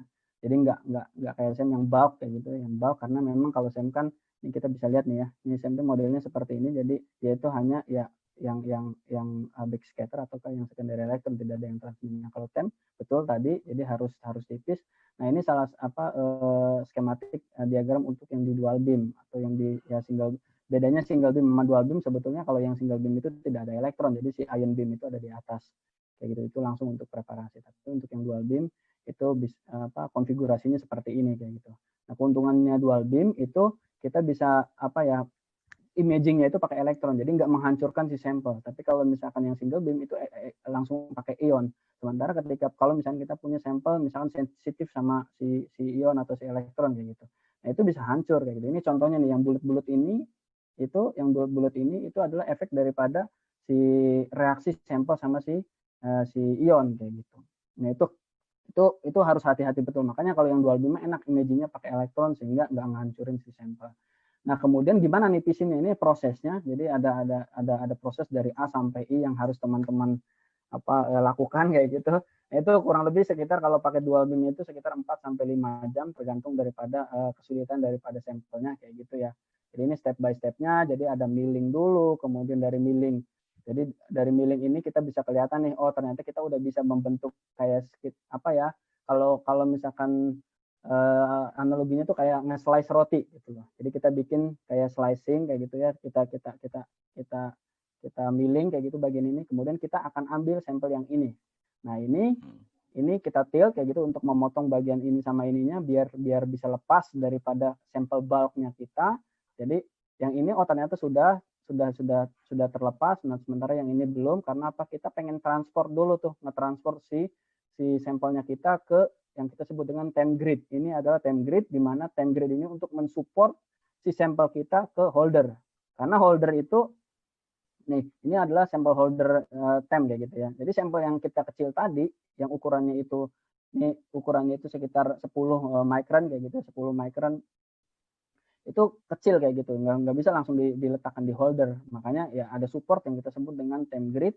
Nah jadi perlu transport tuh. Nah transport itu kita gunakan yang kita sebut dengan omniprobe atau needle yang ini ya. Jadi transport kita lem dulu, kemudian kita putus yang ini, barulah kita transport ke grid. Nah ketika pasti transport itu masih tebal gitu, masih tebal. Jadi dia ketebalannya itu kurang lebih sekitar 2,5 mikronan kayak gitu. Jadi ini 10, yang ini kurang lebih 5 kayak gitu, 5 mikron. Nah, itu kita tipisin setelah itu. Dan tipisin dengan menggunakan si ion lagi gitu. Dan tipisin sampai ketebalannya itu sampai ketebalan itu cukup transparan kayak gitu, kurang dari 100 nanometer. Nah, itu dari situ baru setelah sampelnya ini contoh tem lamelanya, jadi yang bagian tipis-tipis yang inilah yang akan diinvestigasi pakai tem kayak gitu. Nah, ini udah ada di grid, dari grid pindahlah ke holder di bagian sini. Jadi dari tem grid tadi itu dipindahin ke holder, baru holder inilah yang masuk ke tem. Nah, yang area inilah yang akan diinvestigasi pakai tem. Itu preparasinya. Nah, tapi untuk lebih detailnya mungkin ya bisa, karena yang ini juga salah satu teknik sebetulnya. Jadi panjang juga. Betul. Tadi ini ada saran dari Prof. Dedi Wicaksono. Beliau bilang, mungkin kapan-kapan perlu webinar tersendiri khusus untuk sampel preparation. Baik, oke, kita lanjut dulu ke pertanyaan ketiga. Apakah ekspansi pada alloy ini hanya terjadi di alloy lithium aluminium saja? Ini pertanyaan dari Bu Vini. Tadi sempat membahas ya ekspansi pada alloy paduan. Ya, betul. Jadi ekspansi yang ini, jadi sebetulnya yang alloy itu, jadi yang anoda yang berbasis alloy itu banyak jenisnya kayak gitu. Jadi elemennya itu bukan hanya aluminium, tapi dia juga bisa pakai macam-macam ya. Ada yang pakai silikon, kemudian ada yang pakai snellium kayak gitu, kemudian ada juga dia pakai zinc kayak gitu, ada juga pakai perak kayak gitu, magnesium. Jadi macam-macam jenis alloy. Nah, cuma memang kita lihat, jadi sebelum kita menerapkan ke anoda yang pengen kita inginkan, ada faktor-faktor atau ada parameter-parameter yang kita bisa kompensasi. Kalau misalkan kapasitasnya besar, itu memang ekspansinya itu lebih besar, karena memang si material alloynya itu dia melakukan alloying sama si lithium. Jadi kapasitas besar itu karena si material alloy itu dia nangkap lithium lebih banyak. Tapi ketika dia nangkap lithium lebih banyak, maka ekspansinya juga akan lebih besar. Maka ada pertimbangan gitu. Kira-kira pengen alloy yang mana nih? Kalau misalkan kapasitas yang ini sangat besar tapi volume ekspansinya besar, maka ya dikompensasi kira-kira oh ya udahlah kapasitasnya segini aja tapi ekspansinya kecil kayak gitu, dan bisa dikontrol. Nah, itu yang menjadi pertimbangan ketika kita pengen memilih. Nah, tapi bisa juga dengan ekspansinya besar, tapi ya udah kita kontrol aja ekspansinya tadi gitu, dengan ya tadi ada yang misalkan dikecilkan, contohnya misalkan kayak yang ini tadi dikecilkan ukurannya dengan nano engineering gitu, kemudian juga yang kecilnya tadi didoping juga sama elemen yang lain, sehingga elemen yang lain itu bisa menahan si elemen alloynya tadi untuk tidak berekspansi. Nah, itu teknologi-teknologi yang seperti itu yang mungkin bisa diterapkan kayak gitu untuk menerapkan si material alloy itu. Jadi materialnya cukup banyak kayak gitu. Ya, baik. Pertanyaan berikutnya dari Pak Subair. Apakah proses degradasi dipengaruhi pula oleh intensitas elektron yang tinggi? Degradasi, tadi pertanyaannya di sebelah mana ya? Saya lupa, maaf. Mungkin tadi Pak Fadli sempat membahas degradasi material ketika material diberikan intensitas elektron yang tinggi. Ya. Ya, jadi ya itu juga yang perlu diperhatikan pada saat proses ini ya, imaging kayak gitu ya, pada saat kita menganalisa detail. Jadi sampel kita itu terkadang hancur sama si elektronnya kayak gitu ya, karena memang elektronnya itu energinya memang tinggi. Oleh karena itu ya agar kita analisanya itu betul kayak gitu ya, kita ngontrol tuh, yaitu jadi ketika ngoperasiin itu, walaupun misalkan kita punya standar operasinya kayak gitu, tapi semuanya itu tergantung daripada si sampelnya kita. Jadi misalkan saya punya sampel juga yang dia hancur kayak gitu ya, bukan hancur secara fisik yang seperti ini misalkan ya. Kalau ini sih sebetulnya hancurnya bukan karena elektron, tapi karena waktu pas ekspansi. Jadi lubangnya ini karena memang ekspansi. Tapi ada juga yang memang hancur pada saat preparasi, tapi ada juga hancur yang memang pada saat ketika dikenai sama si elektron kayak gitu. Nah, ketika pas kena elektron itu memang ada yang hancur secara fisik dan ada yang hancur secara atomik. Jadi awalnya dia kristalin tapi dia lama-lama jadi amorfos. Dan itu juga walaupun secara fisik masih utuh kayak gitu tapi dia hancur. Nah, untuk yang bagian yang untuk memastikan yang tadi, yaitu ketika kita membuka atau ya kita ada sesuatu yang disebut dengan valve. Jadi sebelum menganalisa kita lihat dulu tuh ketika pas kena elektron beam si sampel itu apakah hancur atau tidak. Jadi memang ada beberapa sampel yang memang hancur gitu ya, menggulung lah kayak gitu. Kemudian ada juga yang memang seperti dalam tanda kutip terevaporasi kayak gitu. Yaitu kita sendiri ketika pas menganalisa itu memastikan apakah ini beneran sampel atau bukan kayak gitu. Nah, ketika saya menganalisa yang ini, ya sampelnya yang partikel-partikel kecil ini ya memang adanya seperti itu dari awal kayak gitu.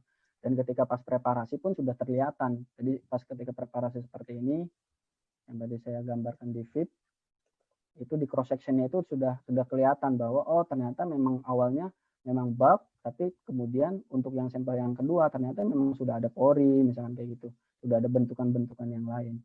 Jadi saya bisa memastikan betul bahwa oh itu adalah memang karena fenomena degradasi kayak gitu. Ya mungkin itu. Ya baik, kita lanjut ke pertanyaan kelima ya dari Pak Dedi Wijaksono. Prof Dedi, ini ada beberapa pertanyaan.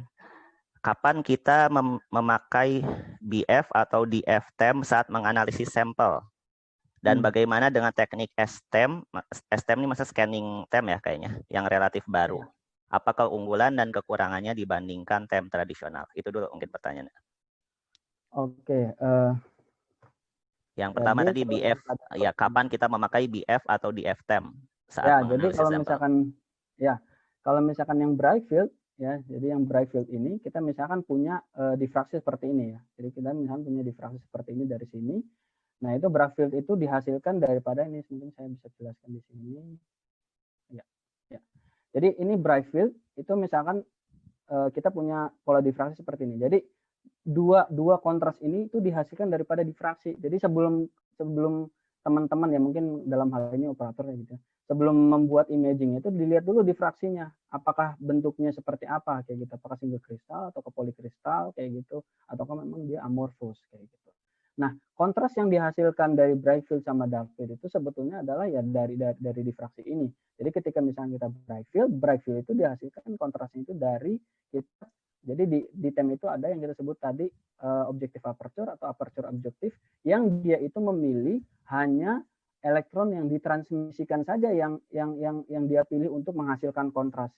Itulah makanya dia sebutnya itu adalah bright field. Jadi hanya ini elektron yang didifraksikan dia diblok sama dia. Sehingga yang hitam-hitam itu ya berarti dia berkontribusi daripada diffracted beam atau beam yang terdifraksikan, yang ini, yang ring-ring yang ini. Nah, kapan kita pakai dark field? Kalau misalkan kita ketika pas bright field, kemudian kita ada difraksi seperti ini, nah ketika pas menganalisa difraksi ternyata misalkan ini ada ring 1, ring 2, ring 3, ring 4, dan seterusnya. Oh ternyata ring yang ketiga itu bukan ring yang kita pengenin. Artinya misalkan, oh ternyata harusnya ini adalah polikristalin aluminium kayak gitu. Ternyata ini ada ring tambahan yang punyanya misalkan si magnesium kayak gitu. Punyanya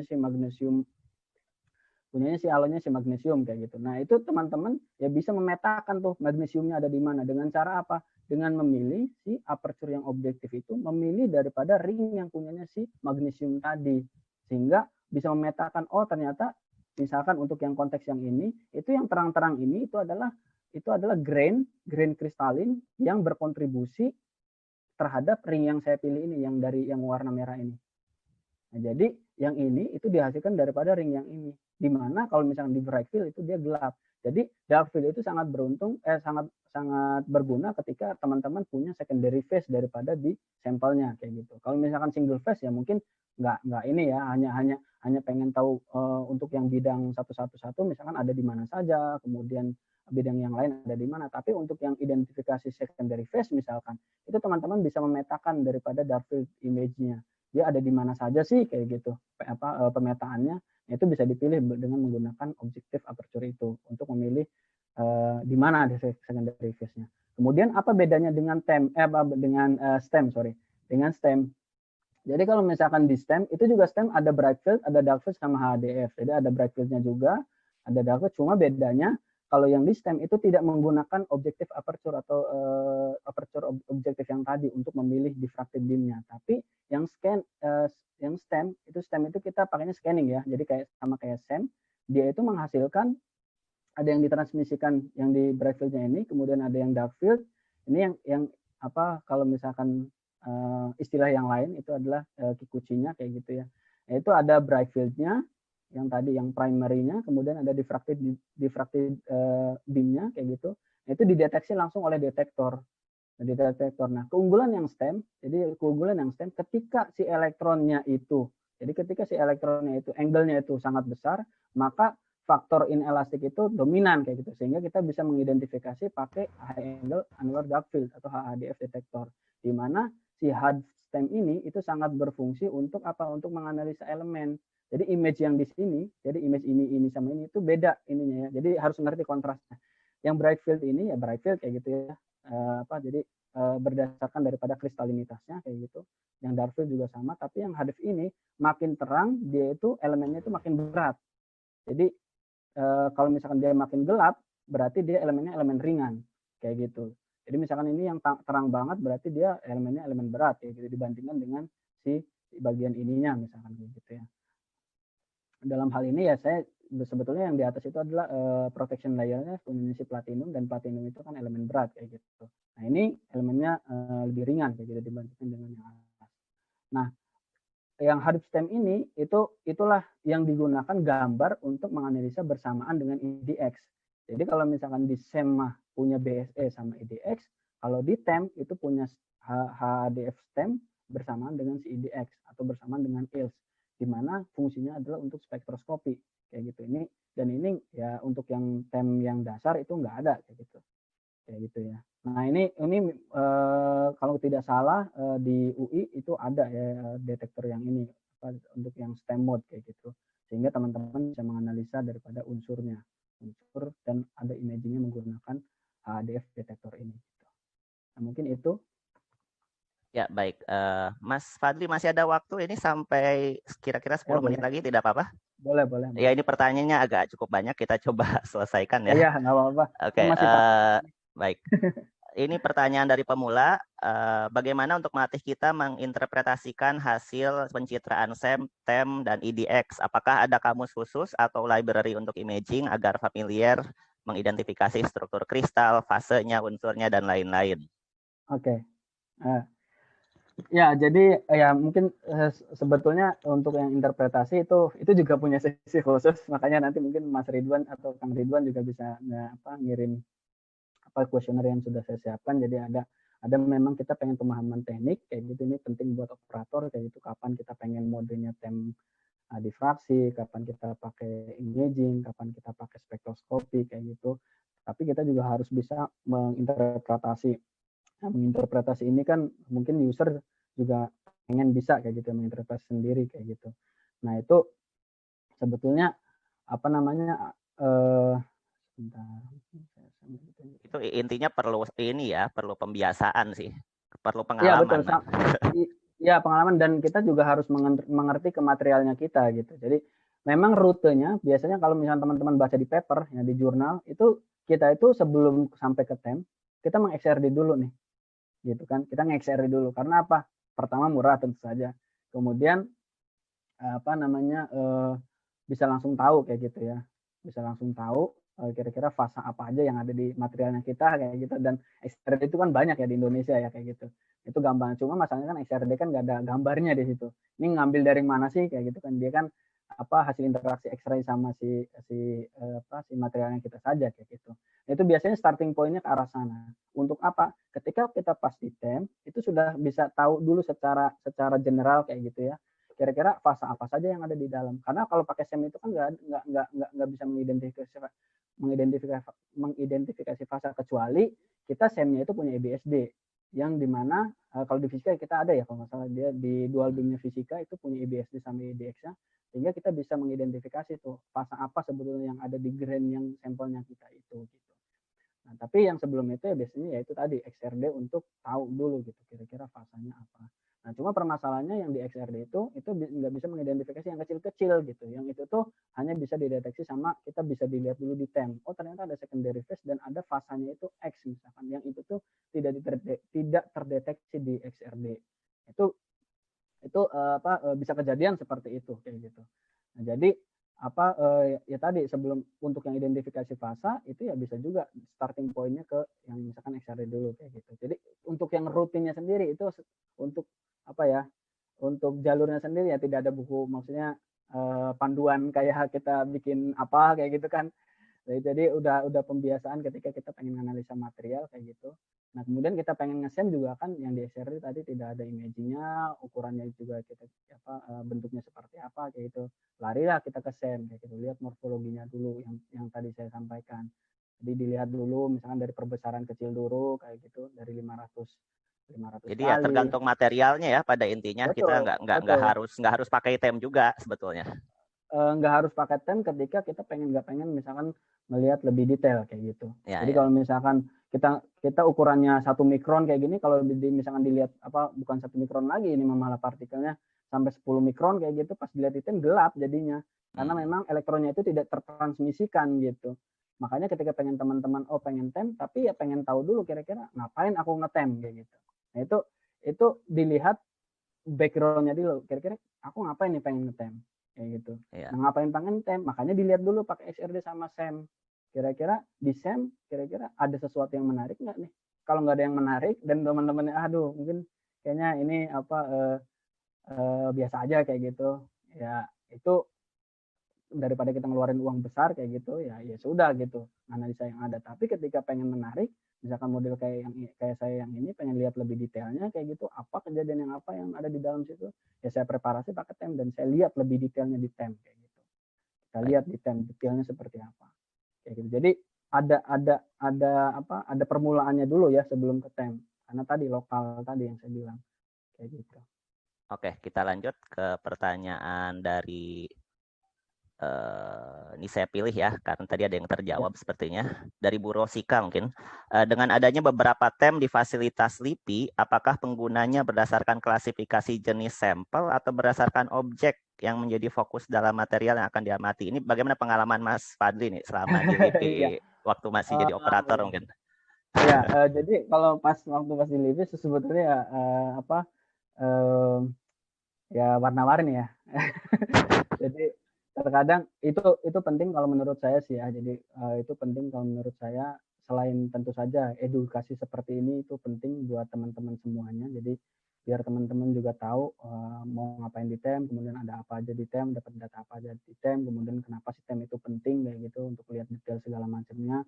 Kemudian ada teknik apa aja tadi, tapi penting juga untuk mengenal gitu. Kita tuh punya sampel ini, terus kita mau ngetem dulu, mau ngetem apa enggak, kita pengen ngetem, tapi kira-kira bisa nggak sama temnya gitu.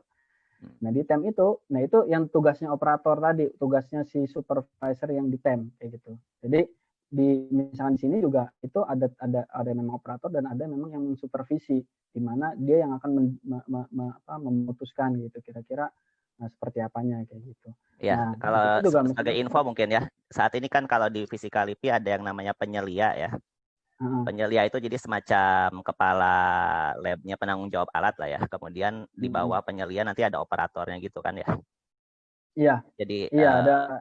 kita sebagai pengguna kalau dari orang luar tentunya harus berkonsultasi dengan dua pihak ini ya, dari Dua pihak pihak ini, penyelia ya. dan Jangan juga nanya ke operatornya. administrasi.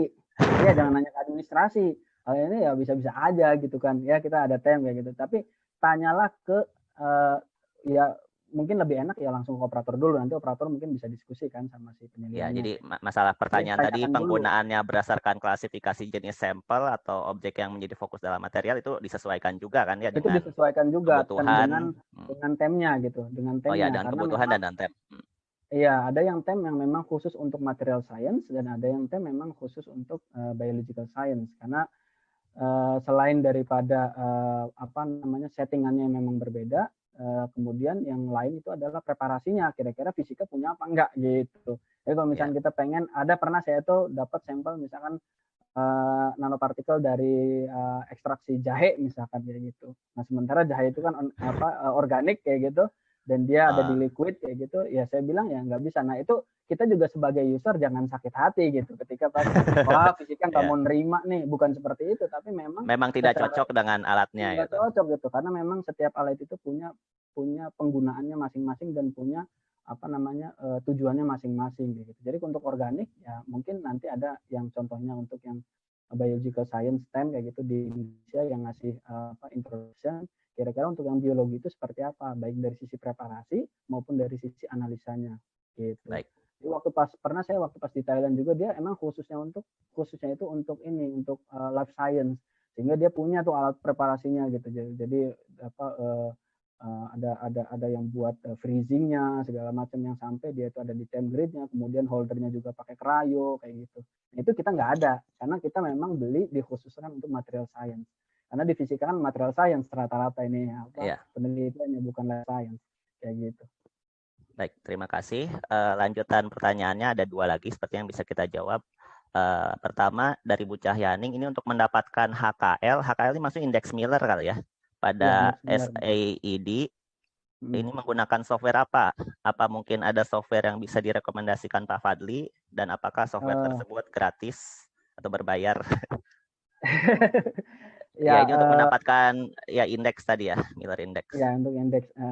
Ya, jadi ini berarti masuk ke interpretasi ya sebetulnya. Jadi fisika sebetulnya pernah mengadakan workshop TEM yang itu fokus ke pelatihan. Ya mungkin nanti mungkin bisa rutin kalau bisa sih, karena memang itu merupakan edukasi ke teman-teman sehingga teman-teman yang pakai TEM itu bisa menginterpretasikan.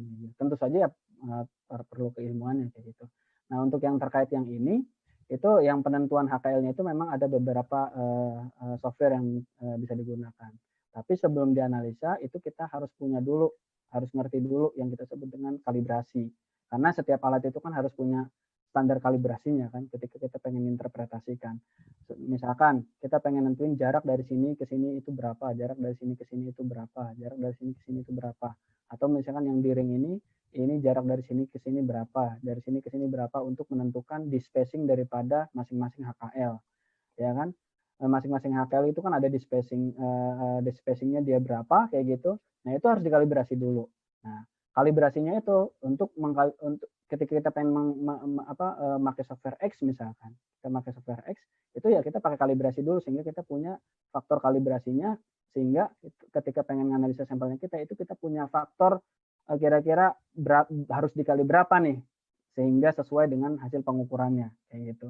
Nah, ada beberapa software antara lain misalkan ada teman yang dia pakai Imagy kayak gitu untuk mengukur jarak-jarak masing-masingnya kayak gitu. Tentu saja tadi yang saya bilang nggak ngasal ngitung kayak gitu ya, sudutnya kira-kira berapa, kemudian jaraknya kira-kira berapa kayak gitu, kemudian yang polikristalin radiusnya kira-kira berapa kayak gitu. Itu tadi yang saya bilang harus punya kalibrasinya dulu. Kemudian ada software lain yang biasa saya pakai itu digital micrograph. Itu nah ini saya nggak tahu tuh yang gratisannya ya. Saya lupa, mesti saya cek lagi. Itu karena COVID lagi digratisin sampai September kalau nggak salah. Apa namanya tadi? Digital micrograph. Digital micrograph, ya. Itu tapi mungkin saya bisa cek. Itu karena COVID, jadi mungkin teman-teman bisa bisa cek aja kira-kira. Nah, itu ada yang features yang kita sebut dengan DiffTool. DiffTool ini adalah alat atau fitur plugin untuk menganalisa difraksinya kita. Jadi yang SAED tadi untuk menentukan dia ada di zona aksis berapa, kemudian dia dispacingnya berapa, kemudian dia di HKL-nya berapa gitu. Baik. Ini seperti pertanyaan terakhir, Pak Fadli. Nggak ada. Ya, nggak apa-apa. Nah, ada software lain, ini selain pengukuran tentu saja ada yang lain yang buat mensimulasikan. Itu kita biasanya pakai JAMS ya. Pakai JAMS. Java Electron Microscopy. Ya. Tadi mungkin sementara digital micrograph aja ya, bisa di googling buat teman-teman Bapak Ibu yang mau coba. Kira-kira, ya, itu buat imaging proses buat TEM kayak gitu. Itu salah satu ya. Untuk lebih banyaknya sih ada di referensi. Referensi yang tadi yang William Carter itu, software apa aja yang bisa dipakai buat menganalisa. Oh, ada koreksi nih, bukan karena COVID tapi memang tetap gratis ini dari Pak Riza. Gitu? Ya. Oh. Ya, jadi memang pada dasarnya gratis. Terima kasih Pak Riza ya sudah sharing softwarenya. Oke, itu ada linknya ya Bapak Ibu, bisa dilihat di chat. Ada link ya, mungkin bisa. Saya nggak tahu update-nya. Baik, ini pertanyaan terakhir mungkin Pak Fadli. Hal-hal apa saja yang harus diperhatikan dalam penggunaan TEM untuk magnetic imaging? Ini saya kurang paham, magnetic imaging maksudnya apa ya? Magnetic material atau material atau buat atau mungkin dalam medan magnet. Iya. Kalau dalam medan magnet sebetulnya ini apa namanya? Dia ada teknik khusus ya, ada teknik khusus untuk menganalisa medan magnet kayak gitu. Jadi ada term yang kita sebut dengan holografi kayak gitu ya. Itu tapi saya nggak pakai itu, makanya saya nggak bisa menjelaskan karena memang tidak menggunakan teknik itu. Tapi untuk yang sampel yang magnetik itu ya itu kalau yang pernah saya pelajari kayak gitu ya, itu perlu didemagnetisasi dulu kayak gitu untuk menganalisanya. Mungkin ya karena saya juga nggak pernah pakai sampel yang magnet kayak gitu ya. Nah, karena apa ketika pas kita itu, jadi saya pernah pas mendifraksikan yang tadi itu dia terbelokkan karena memang elektron itu kan dia dibelokin sama di apa ya jalurnya itu kan dia pakai elektromagnetik, pakai magnet, sehingga kalau sampelnya magnet ya dia terkondisikan gitu sama medan magnet daripada sampelnya. Ada juga pakai yang kita sebut dengan Lorentz lens, jadi lensa Lorentz. Ya, tapi saya karena nggak pernah pakai, ya mungkin Pak Riza tadi mungkin bisa menjelaskan lebih lanjut kayak gitu terkait dengan konsep itu. Tapi karena memang saya juga nggak pernah pakai, jadi detail daripada tekniknya saya juga kurang tahu kayak gitu. Baik, ya terima kasih banyak Pak Fadli. Tampaknya kita sudah ada di penghujung acara Kolokium Fisika hari ini. Ya, ini atas keluangan waktunya kami mengucapkan terima kasih banyak. Ini masih subuh atau pagi di sana sekarang di Aachen ya? Sekarang suruk. Ya udah suruk. Mulai masuk, udah terbit ya. Baik, ya insya Allah mudah-mudahan kita bisa berjumpa kembali di kolokium fisika berikutnya dengan topik yang lain. Sebelum ditutup, saya menyampaikan pengumuman, Bapak Ibu mohon kesediaannya untuk mengisi kuesioner ya untuk memperbaiki penyelenggaraan kolokium fisika ini. Insya Allah kolokium fisika akan kita selenggarakan rutin setiap hari Selasa ya, rencananya pukul 10.30 sampai pukul 12. Molor-molornya ya dengan tanya jawab lah. Tanya jawab kita tetap bisa menampung sebanyak-banyaknya sebetulnya. Disesuaikan saja dengan keluangan waktu Bapak dan Ibu. Tapi defaultnya kita selenggarakan dari 10.30 sampai 12 siang. Tapi nanti mungkin bisa kontak aja lewat email barangkali mau tanya-tanya tadi.